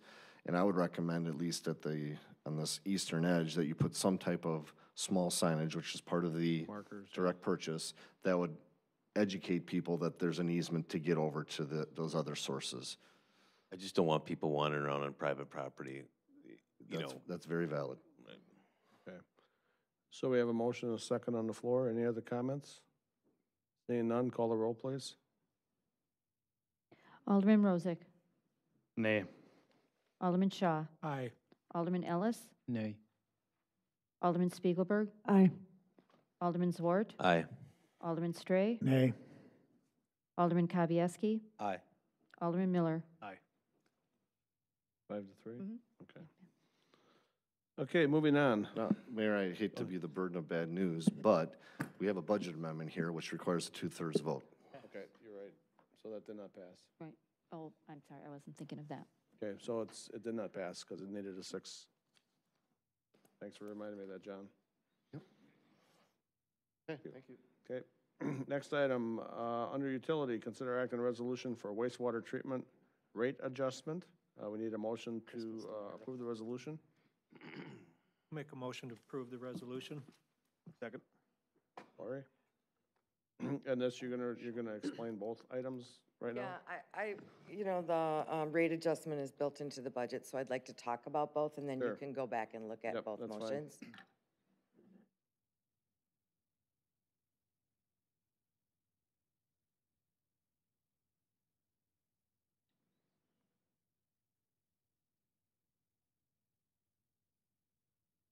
Okay, so tonight we're looking to approve the 2019 operating budgets for all 3 of the city utilities.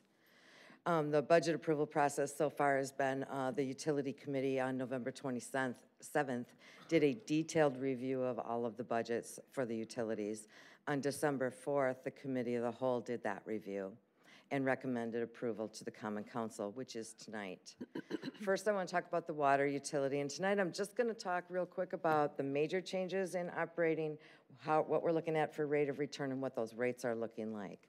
So for the water utility, the major change really in the operating income from last year to this year is we're looking at about a $270,000 decrease in operating income. We still have a positive operating income, but it's less so than the year before. The major change here in the water utility is really the cost if we look in the unfavorable column there, the cost of the tower maintenance contract. That was not a part of last year's budget, so that's an addition of $190,000, which is really affecting that operating income for this year. When we take a look at operating income overall, you can look at the trend here. And you'll see on the left-hand side is the operating income with the blue being the revenue, the red being the expenses, and the green being the net income. When we take a look over here at the projections for 2019, where's my pointer? There we go.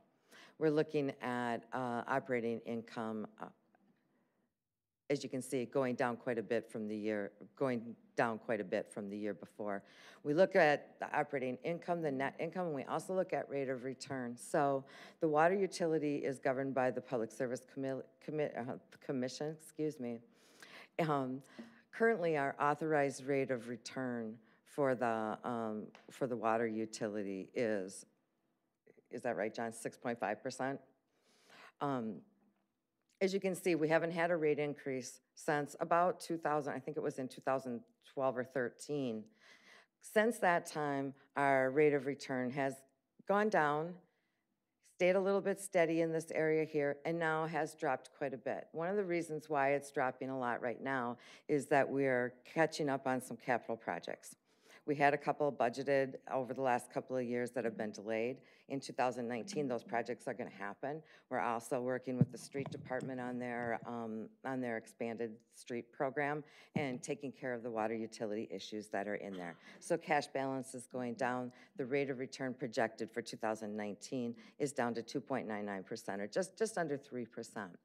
So looking forward in the water utility, we're not looking at any sort of rate change for 2019, but we do need to start planning for that.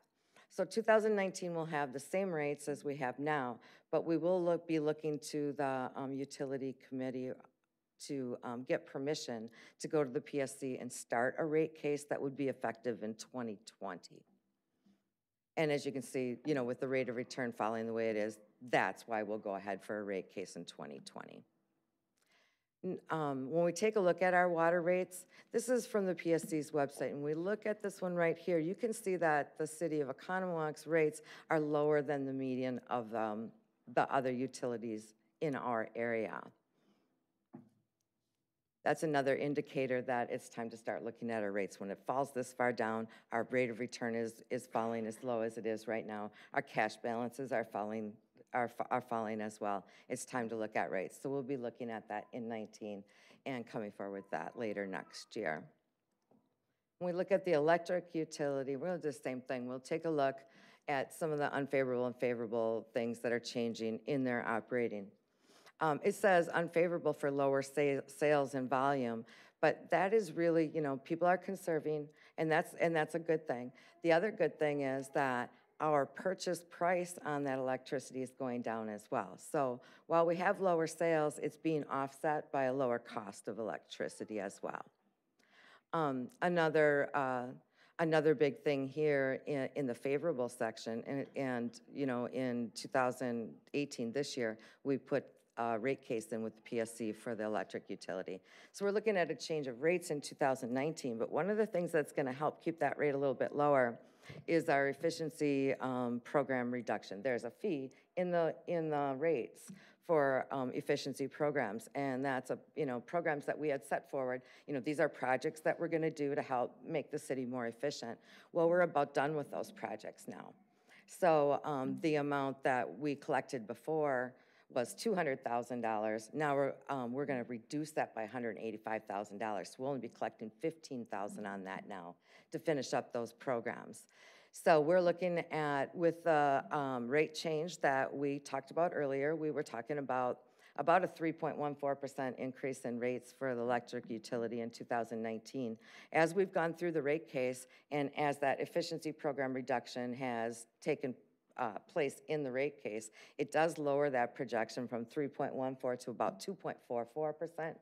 We don't have the exact numbers yet. The PSC is still working on that. Once they come up with what they say our rates should be, there'll be a public hearing. It'll come back to council.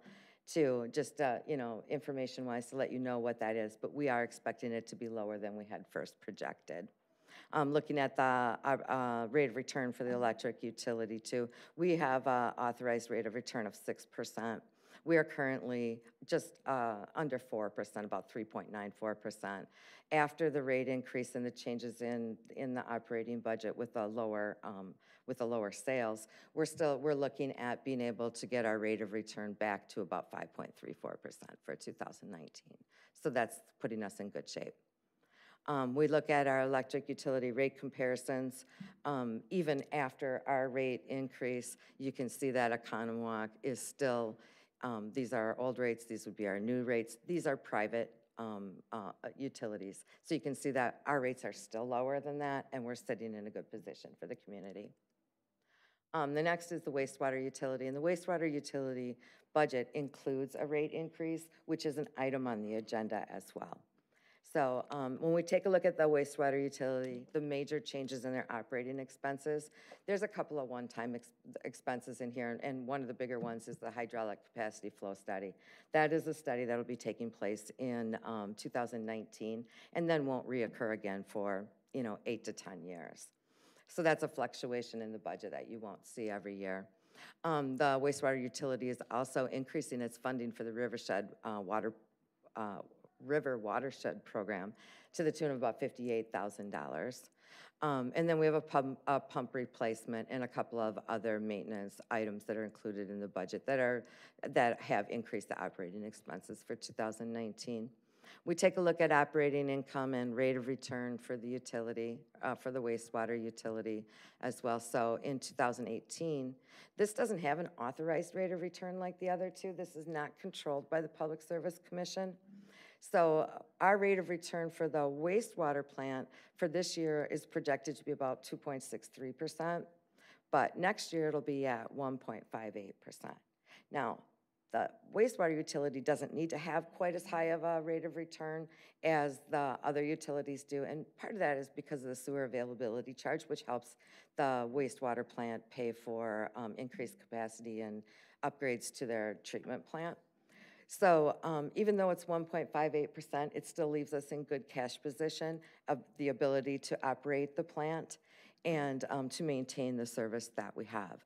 In order to get that, we're proposing a rate increase that is included in your packets. That rate increase, when we take a look at that, it shows that that rate increase will affect a city residential unit about 96 cents a month, or about 3.9%.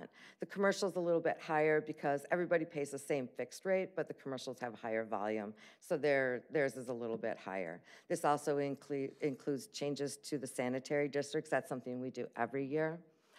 Their rates on the sanitary districts change year to year. Last year, their rate increase was in the 6% range. That goes from 4 to 6%. This year, their sanitary districts are about 2%. You can see all of the rates that are in the documents that you were provided in your council packet. When we take a look at our wastewater utility, of course, we don't have the PSC to do our comparisons, but we can compare to communities around us or comparables.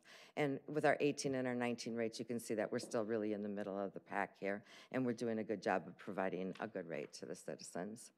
That's what I've got, and there's 2 items on the agenda for you. Great, thank you. Mm-hmm. So do we have any comments? Go ahead, Lou. Laura, can you go back up? Well, that's okay. There was, if you can go back a couple slides where it shows the rates for city and non-city. Yep. So outside retail goes up between 1.2 and 2.6%, which is marked lower than our city residents and commercial and retail providers. Can you please go into a little detail of why that is? There's a quick outline there that there's different levels of service and lower capital project reduces that rate, but maybe a little bit more of why it's not even equal. Yeah, and as a matter of fact, one of the things I meant to mention while I was going through the presentation is that our utility accounting manager actually did the service study this year.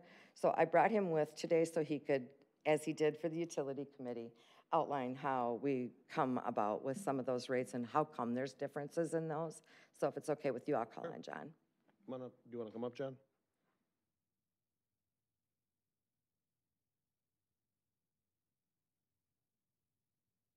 With the sanitary districts and the outside retail customers, most of that is mostly just a function of like how much average volume we have from the number of customers. There are actually when we call outside retail, those are like customers that we individually meter, and there really aren't very many of them. So sometimes the change in the percentage, it's just a function of like who they are and what their like usage was that's built into the model.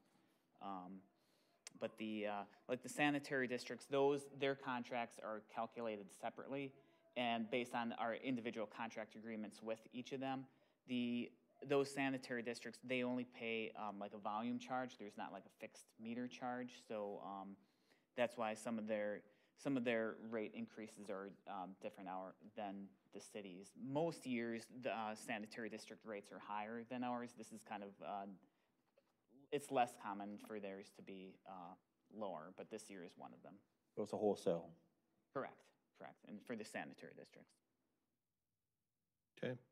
Derek, you wanted to stay up here, John? Yeah, to follow up, the outside districts pay a higher rate though than we do. Just the increase is lower, correct? Don't they pay a higher rate being outside of us? Yeah. 1.5, I think, isn't it? Yeah. The increase is smaller, but they still pay more than residents do. Oh, yes. I mean, I guess, their volume rates are, yes. Their rates are higher than city rates. That's Right, I just wanted to clarify that their rates aren't lower than ours. Just for everybody's sake. The proposed rate for the city is $5.25 per thousand. The proposed rate for the sanitary districts, you can take a look inside of here. So when you take a look at the wholesale contracts and the sanitary districts, you can see that the rate is not the same. They also pay a service fee out there that the city residents don't pay. I was just being obvious. I just wanted people to realize that. Sure. It wasn't that I didn't. It's a % change on a customer charge up there. Right.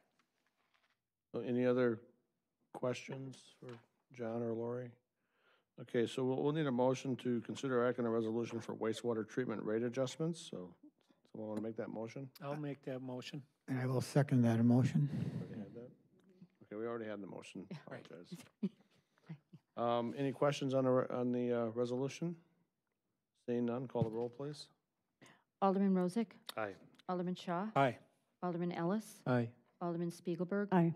Alderman Zwart? Aye. Alderman Stray? Aye. Alderman Kavieski? Aye. Alderman Miller?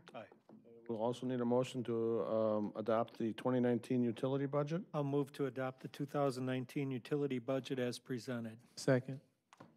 Any questions? We have a motion second on the floor. Call the roll, please. Alderman Rozak? Aye. Alderman Shaw? Aye. Alderman Ellis? Aye. Alderman Spiegelberg? Aye. Alderman Zwart? Aye.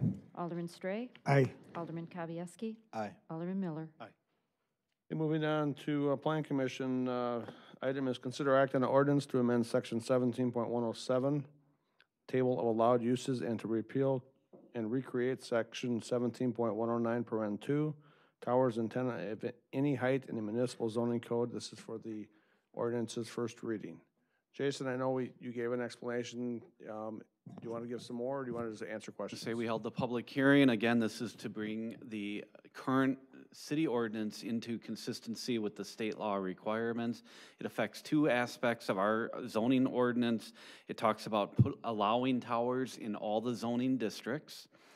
Currently, they're only allowed in 3. They would be listed as a conditional use, so these would have to come back before we approved any individual sites. The second thing is it's removing the current 4 standards that we have in our ordinance because those are not consistent with the state law, and just stating that they would have to comply with the 660404 state statutes with all the requirements that the state put in there. So it's just bringing our codes of the city of Oconomowoc into consistency with the state legislation. Okay. Kevin?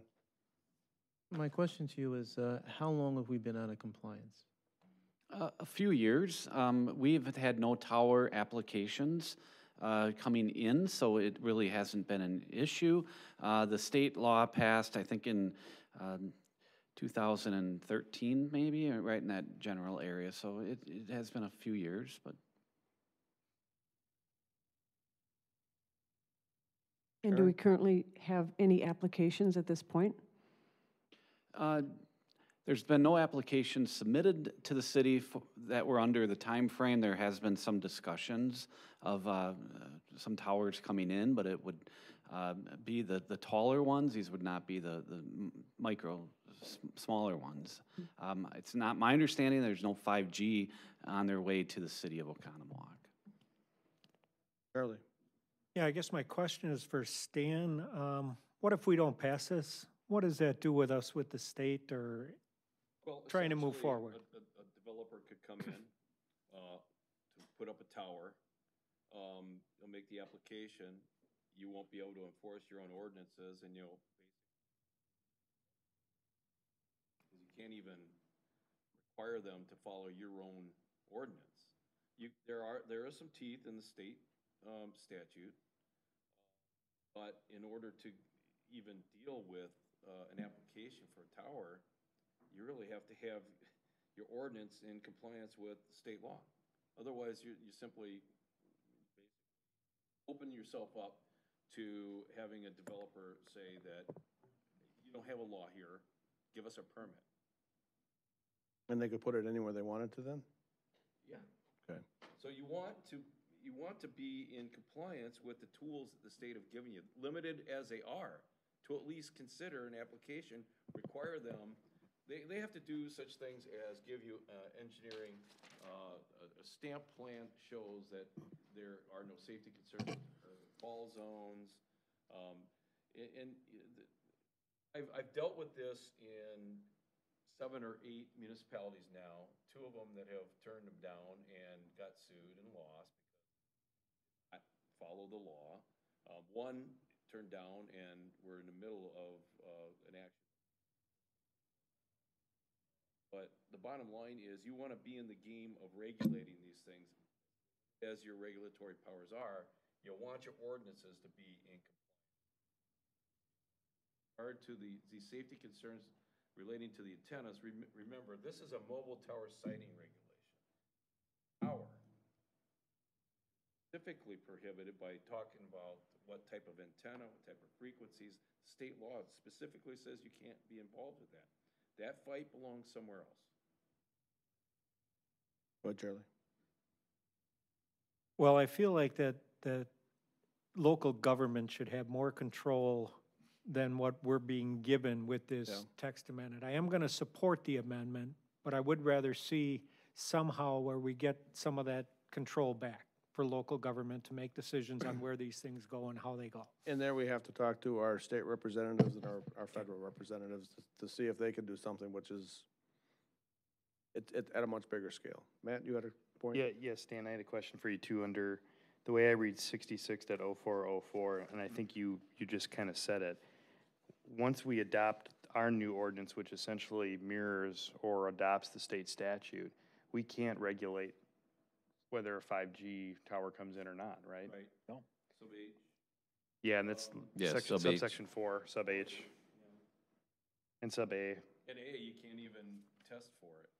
You can't require them to test for it. Well, You we can can't. test for it. Yeah, we can't impose environmental testing and sampling. But I guess what the open question I have is, if something were to come in that we felt was patently unsafe, I would think that we still have at least an argument if we adopt this statute that we believe it's unsafe. We're not imposing testing. We're just saying we don't think it's safe. Right. I mean, for instance, if somebody came in proposing, you can hire an expert. That expert will be in front of you.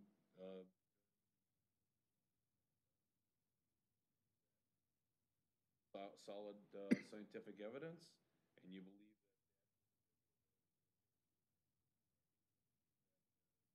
that you can turn down the,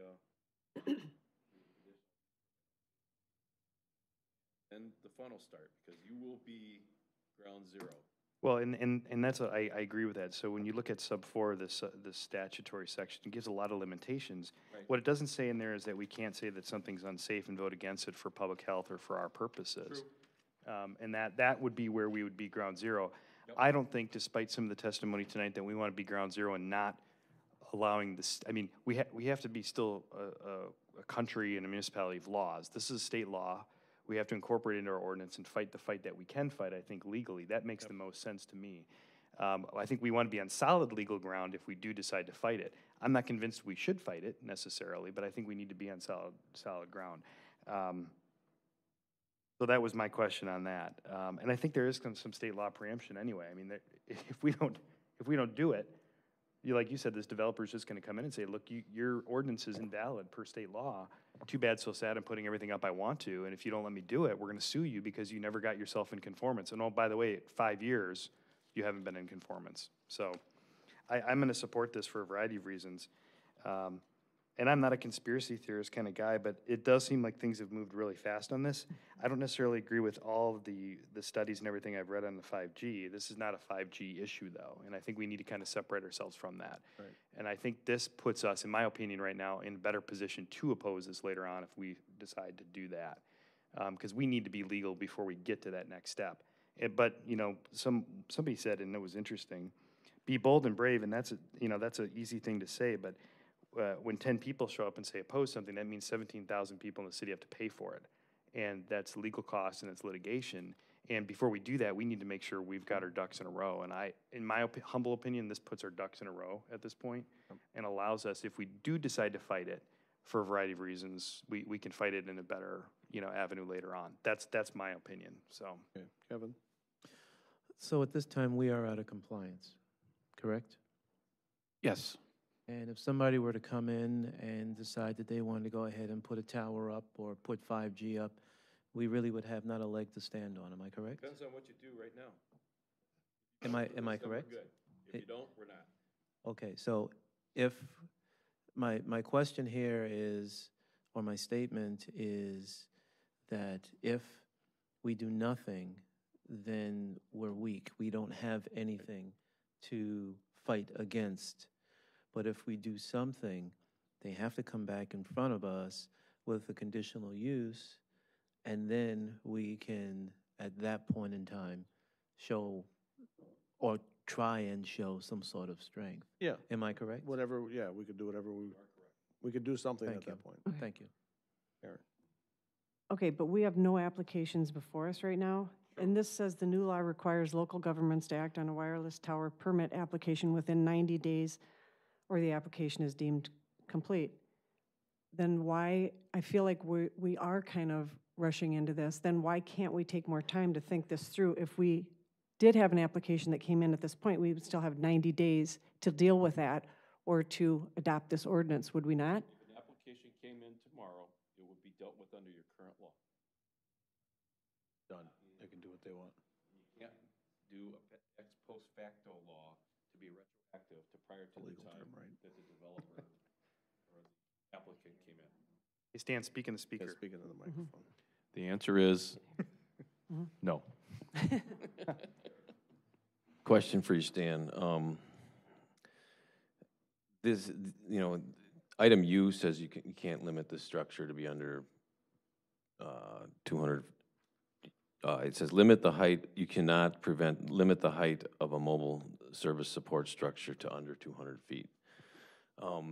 Is there anything in here that could we deny something based on a property value devaluation? No. Okay. So my job that I go and pay people because they got a structure out in front of their house? Right. Doesn't matter, the neighborhood? No, you do that on the basis of the, So that, it's you limited go an in here. income approach, and Right. then you'll have to take into account the lease value of that tower to the property. Okay. And I guess I'm going to make one little attempt. I know that I guess I got to wait. I think I have to wait to do something here. Did you have something? I do. Actually, I'm normally always confused on items like this. You know, the people that spoke made wonderful references. I know unfortunately, we're not the brain surgeons in 2013 that passed this bill. And I don't know how we're going to get out of that one, but you know, there's just so much knowledge that's out there that they didn't realize what they're going to do. For instance, the bees. They're going to laugh at me, but I researched this bee thing when they thought a few years ago that the bees are going to be extinct in the year 2034 because they felt that it was the waves coming off of these cell towers.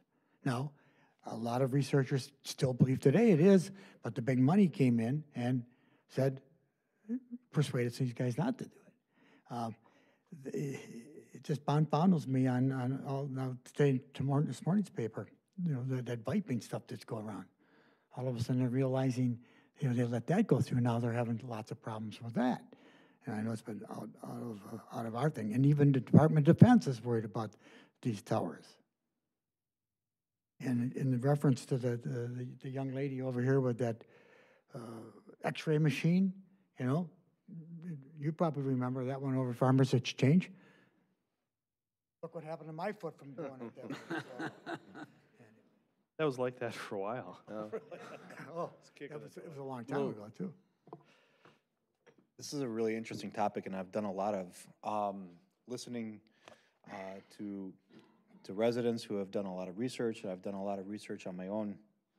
And, you know, while this doesn't specifically call out 5G, it does start to address some of the infrastructure guidelines that we're going to be, for lack of a better term, mandated to follow. It's going to go federal, state, down to local, and we're going to be held to be in compliance at some point throughout this implementation process.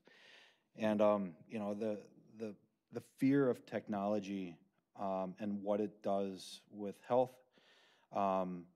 is each individual's interpretation, and I respect that. To me, personally, it's a little like roads and cars. I'm sure when cars came around and everybody was used to the horse and buggy, these newfangled gadgets are going to wreck us.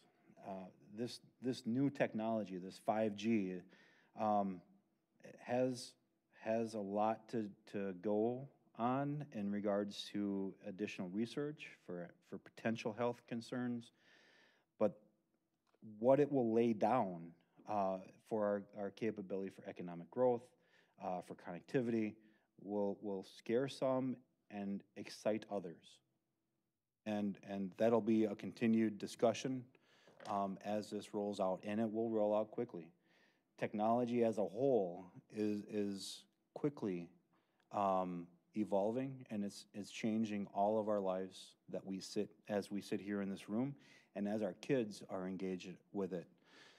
So this is a big subject, and because it's a big subject, I think I would like to see us engage this subject through the utility committee and what we can do and how we do it, because while it's coming, we can control certain aspects of the deployment of the infrastructure, and we should be in front of it.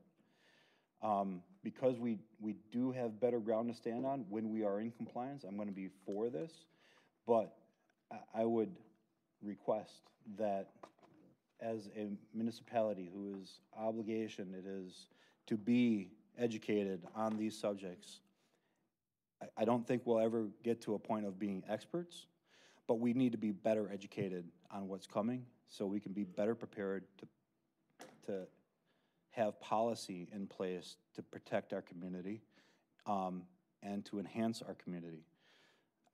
So I just wanted to say that because I have met with several people in this room and outside of this room in regards to this topic, and it won't go away. And the longer we wait, the more reactionary we're going to be as a policy body. I'd like to be more proactive as a policy body. Okay. Any other, Kevin? I haven't said much. I've asked some questions, but I haven't really said much on this, and I'll just make it brief. I am concerned about 5G. Everything that I've read, everything that I've heard, not in an emotional way, but more in an intellectual way, concerns me because I don't think that the science is out there to prove that it doesn't hurt us in a physical way. However, with that stated, I still think that there's other fights that are going on right now, both on the East Coast and the West Coast, in reference to 5G. And how that is determined, whether they win or they lose, is going to set a precedent. I think that what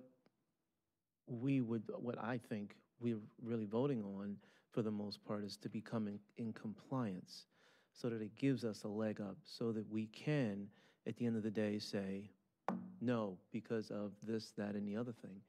Whereas right now, if we say no and we shoot this down, we're out there. Somebody can come in tomorrow and say, yeah, you know what, right next to City Hall, I think I'm gonna go ahead and put up a tower there. And we have no say at that point because we're way out of compliance. My concern also is that this has been going on since at least 2013. Why now is it so important? I have some ideas, I have my own ideas, but I'll leave those alone. This should have been addressed years ago. But at this point in time, I feel that if we do nothing, if we say no, if we let this go, that we're in a weaker position than if we say, okay, let's become incompliant. Now, with that stated, I am going to mentally take note of this day, and if something comes in within the next 2 or 3 or 4 weeks, I will be calling, I'll be very upset. I'll just leave it at that. Mike? And so are there some of the, like Watertown, Waukesha, any of these guys dealing with this at all? Do you know of? I mean, I heard you say something. Deal with this. And I heard you say something about some municipalities. Menominee Falls is being sued right now. We represent Menominee Falls. They had a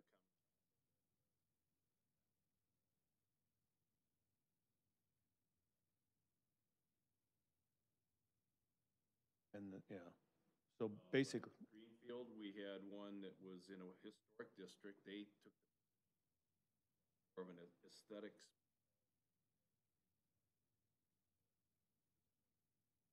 They did not prevail.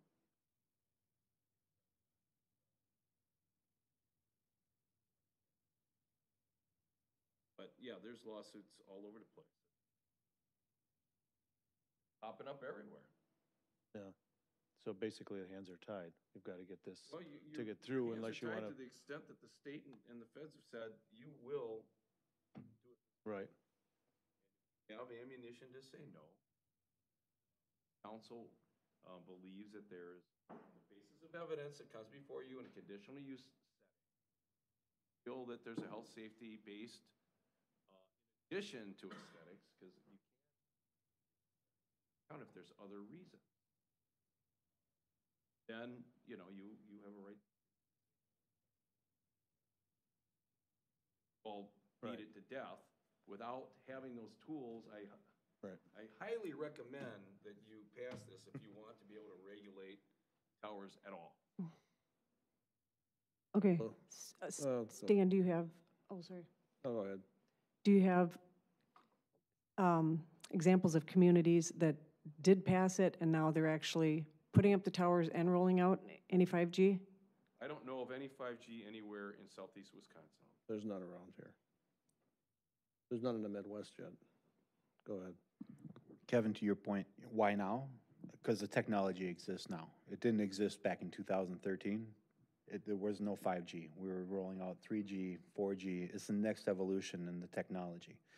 And it's gonna come quickly. In my opinion, based on what I've read, heard, and seen. We're gonna be dealing with this in a greater capacity as policy, in 2019, and I wouldn't be surprised if you start seeing this being deployed in 2020. Now is the first steps in it. So I agree with Stan. We need to have what we can in place right now. But as this body of policymakers, we need to educate ourselves now in regards to what we can do to get in front of it, because it will come quickly. Eric? Stan, are you aware of anybody who's in compliance with the state statutes and have succeeded in denying a cell tower? What we try to do when cell companies come in, as far as location, try to work with those tower siters to say, hey, we have a nice site for you that can be collated up the hill over here. There are 3 antennas, port space that's available.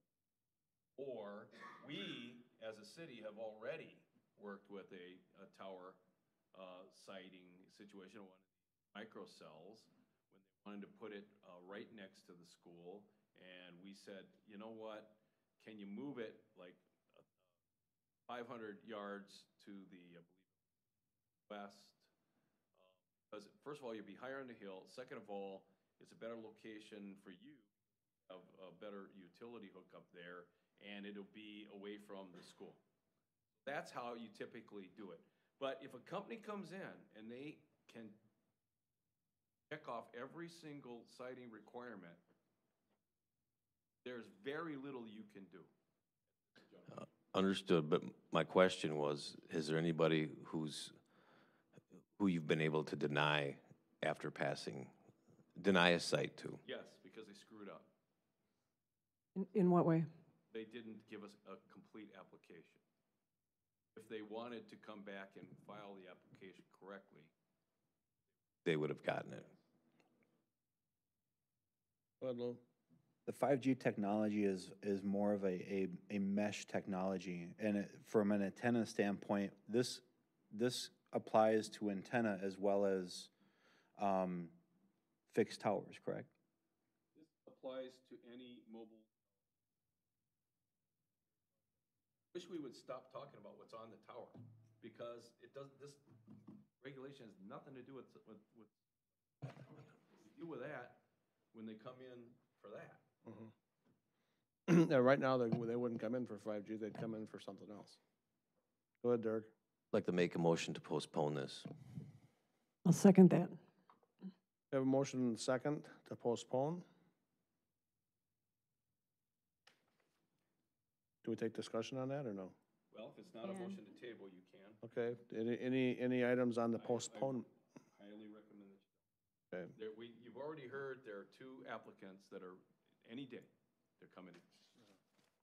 Get this in place, might as well give them a building permit. okay. Okay. Thank you. Is this on the amendment? Yes. Go ahead. Okay, Pushes it away. I respect you guys an awful lot. The problem that I have with that is that we need to deal with that now. By running and putting our head in the sand, in a sense, and saying, well, let's not deal with it today. We got to deal with this today. It needs to be finalized. I don't like pushing things off. This is something that we can finalize. Because just as the mayor has stated, okay, it's not about 5G, it's about a tower. And it's going to put us in a better position at the end of the day to fight if we're in compliance. If we're not in compliance, you can push it off until the cows come home. They're going to do what they're going to want to do, and we'll have no leg to stand on. Matt? Yeah, I agree. I'm not going to vote to postpone at this point. Our law is now 5 years out of compliance with state law. We have state legislatures to handle those things. It's clear to me when I read the statute, it was probably drafted by Verizon or AT&T or Microsoft or someone, okay, and their lawyers. However, like I said before, we're a nation of laws. We have to comply with the laws. Our state legislatures, who we also elect, passed this law, and they told us we have to do it. And I think to postpone this now probably isn't a good idea.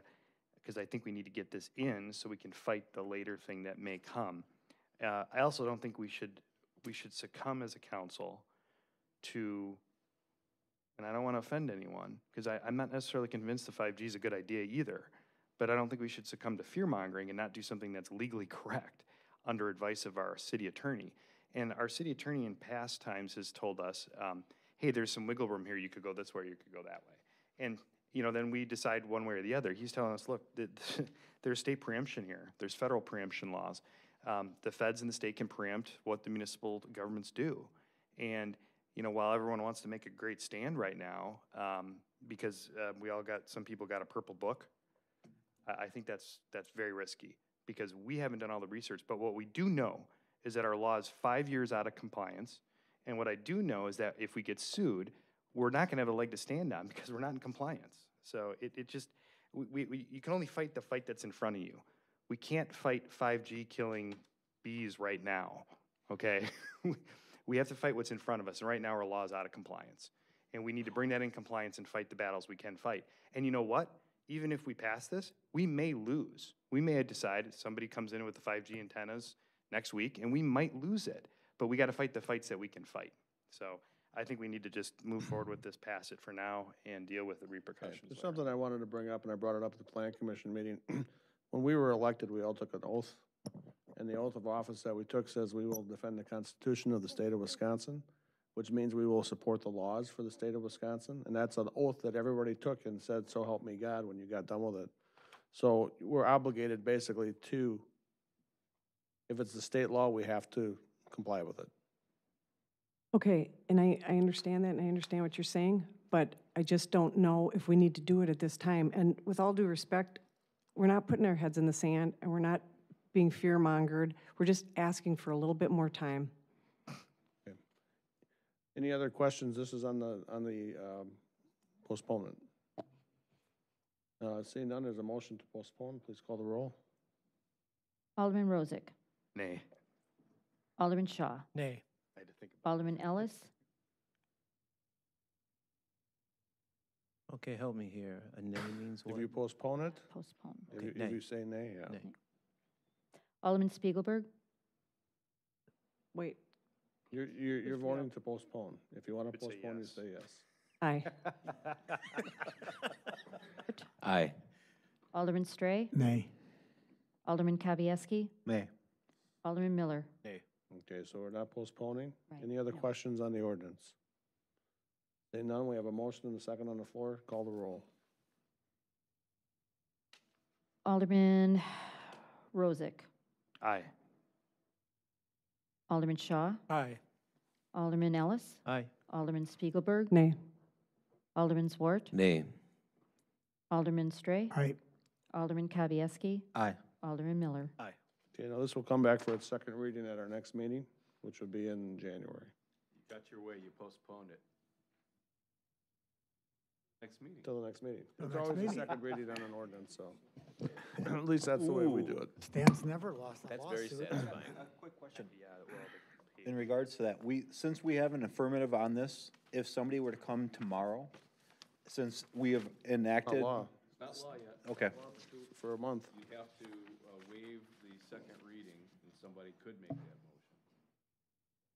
motion. Ooh, I'd move to, can I make that motion now? In my opinion, you could. I'll make a motion to waive the second reading. Not waive the second reading, but I'm- waive the, Waive the second Waive the reading. second reading and pass it into Okay. law now.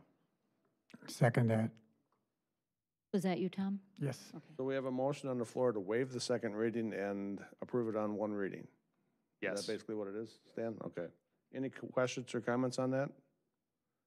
Seeing none, call the roll, please. Alderman Rozak. Aye. Alderman Shaw. Aye. Alderman Ellis. Aye. Alderman Spiegelberg. Nay. Alderman Zwart. Nay. Alderman Stray. Aye. Alderman Kavieski. Aye. Alderman Miller. Okay, it's passed. Wrong. You didn't get to postpone it. Sure. Okay, moving on to unfinished business. These are second, excuse me, these are second readings for ordinances, so this should go pretty quickly. First item is consider act on an ordinance to amend section 27.09 1A, Table 1. I'm not going to read all of them. The municipal code related to impact fee schedules and calculations. This is for its second reading by title only. We need a motion. So moved. Second. Moved and seconded. Any questions? Seeing none, call the roll, please. Alderman Rozak. Aye. Alderman Shaw. Aye. Alderman Ellis. Aye. Alderman Spiegelberg. Aye. Alderman Zwart. Aye. Alderman Stray. Aye. Alderman Kavieski. Aye. Alderman Miller. Aye. Next item, consider act on an ordinance to amend section 13.623A1 of the municipal code relating to sewer availability charges. This is give the ordinance its second reading. So moved. Second. Moved and seconded. Any questions? Seeing none, call the roll, please. Alderman Rozak. Alderman Rozak. Oh, I'm sorry. Aye. Alderman Shaw. Aye. Alderman Ellis. Aye. Alderman Spiegelberg. Aye. Alderman Zwart. Aye. Alderman Stray. Aye. Alderman Kavieski. Aye. Alderman Miller. Aye.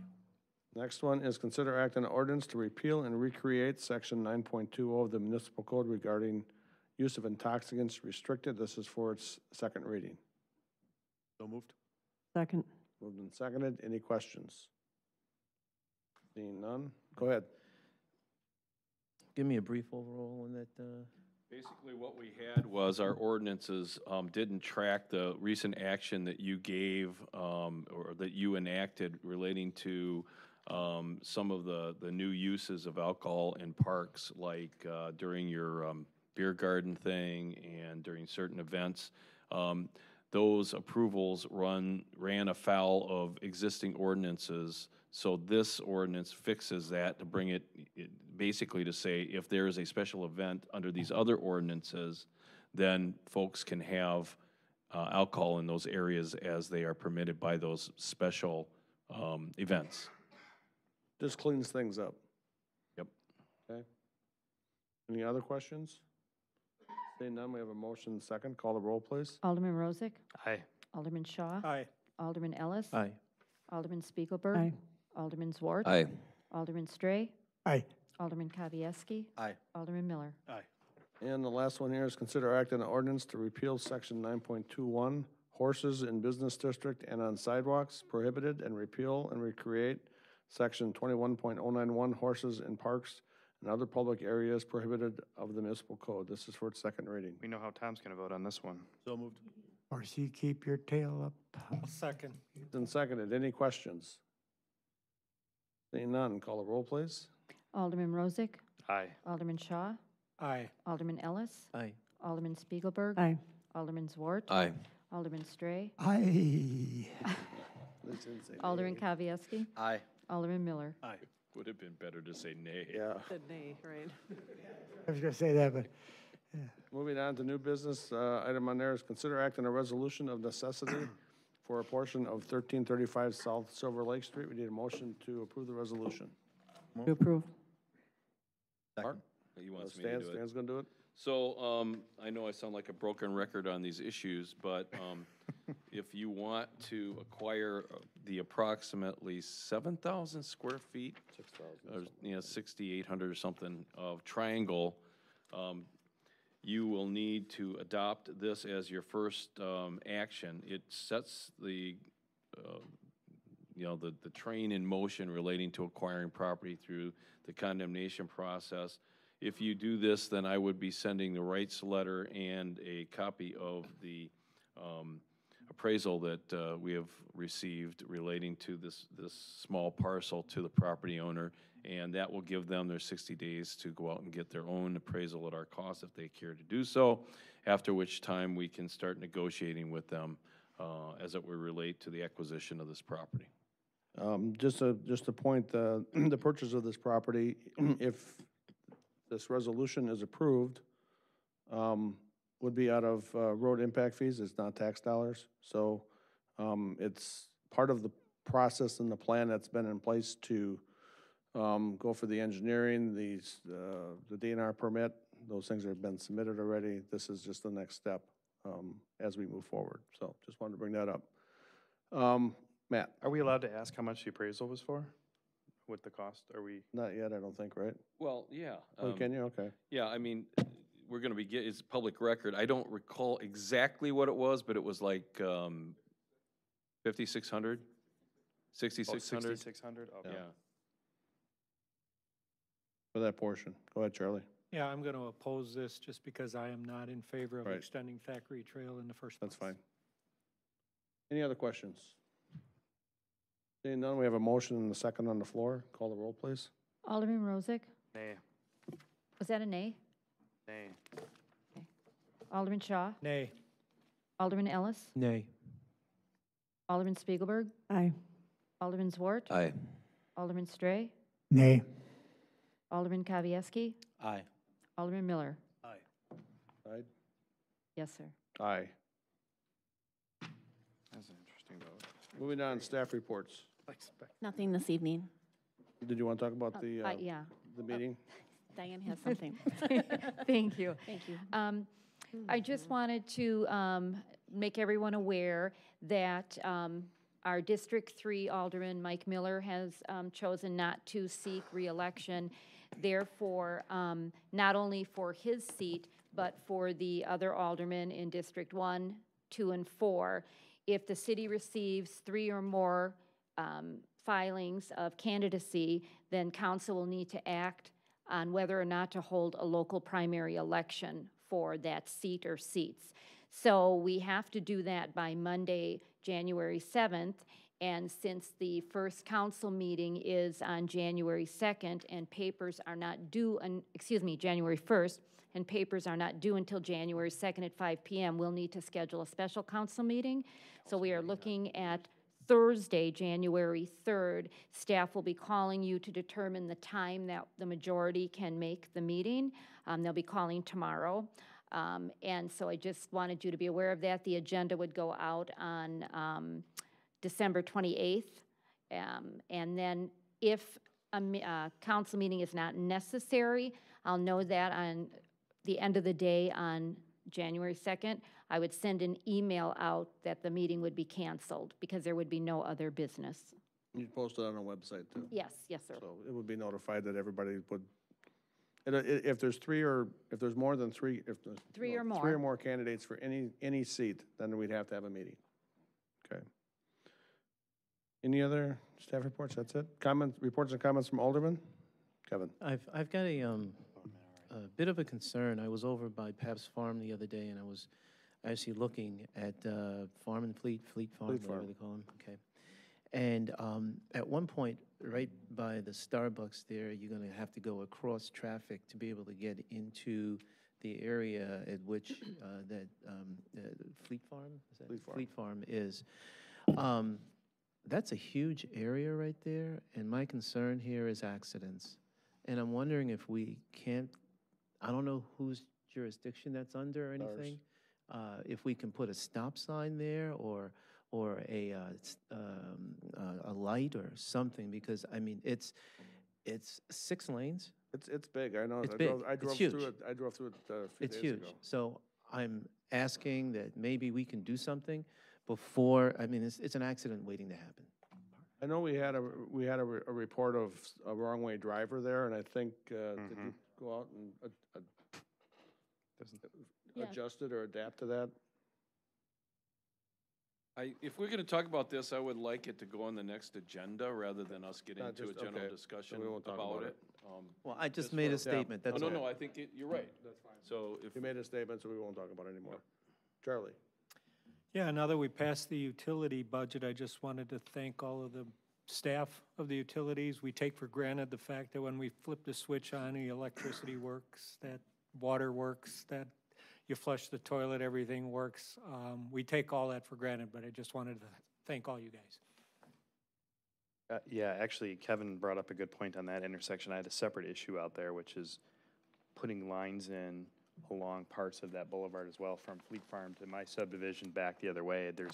There's really no control as people come and turn in there. We'll have to bring even that up by on the the gas next- yeah, station. let's but put I that think on the it's- next agenda Yeah, so or I would ask if we can whatever. address that. Yeah, Mike? Thank I you. want to just thank all the individuals for all the information on the 5Gs and stuff like that. It was pretty impressive. Thank you. Lou? I'd just like to wish everybody a Merry Christmas, Happy Holidays, Happy New Year. It's been a fairly active year, and I'm impressed on our ability to engage as a council and represent our community, and I look forward to 2019. Any other comment? Go ahead. I'd like to wish everybody a Merry and blessed Christmas as well, and thank everybody who came out to speak. We're not done with this issue. Today was a separate issue, but we're not done with the issue as a whole. Thank you again for coming out. Okay, any other comments? Merry Christmas to staff and council. Have a safe, happy holiday. Sounds good to me. Okay. Reports and comments from the Alderman. I have a couple things. Of course, Merry Christmas to everybody. Happy New Year. We will not be meeting again scheduled till, I think, middle of January, so it's going to be a month off for everybody, so that'll be good. Oh, we're supposed to. I'd also like to just talk a little bit about the holiday train. The community supported this event immensely. Obviously, no jersey. I will not be wearing an Arrowhead shirt. I am working with the village president in Heartland to go over the details, but he's graciously accepted to wear it, and we'll figure out when. It's going to be sometime mid-January. There might be a little bit of a presentation here. We'll see how it goes, but the turnout was good. The community here really outdid themselves, and I'm really proud to be in Oconomowoc, and I thought it was tremendous with both communities did a fantastic job. They were both very busy, and it was nice to see. So just congratulate everybody, and I think like all of Lake Country and all of the food pantries in the area benefited more than anybody else, so it was very good. Next item is we have a closed session. Closed session is for the Olympia area redevelopment per Wisconsin Stats 19.85 per N1 per NE.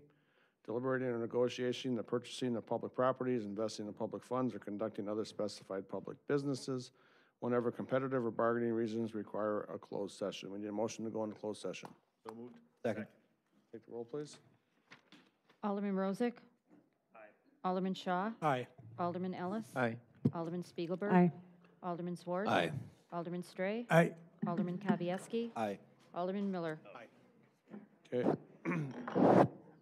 Closed session.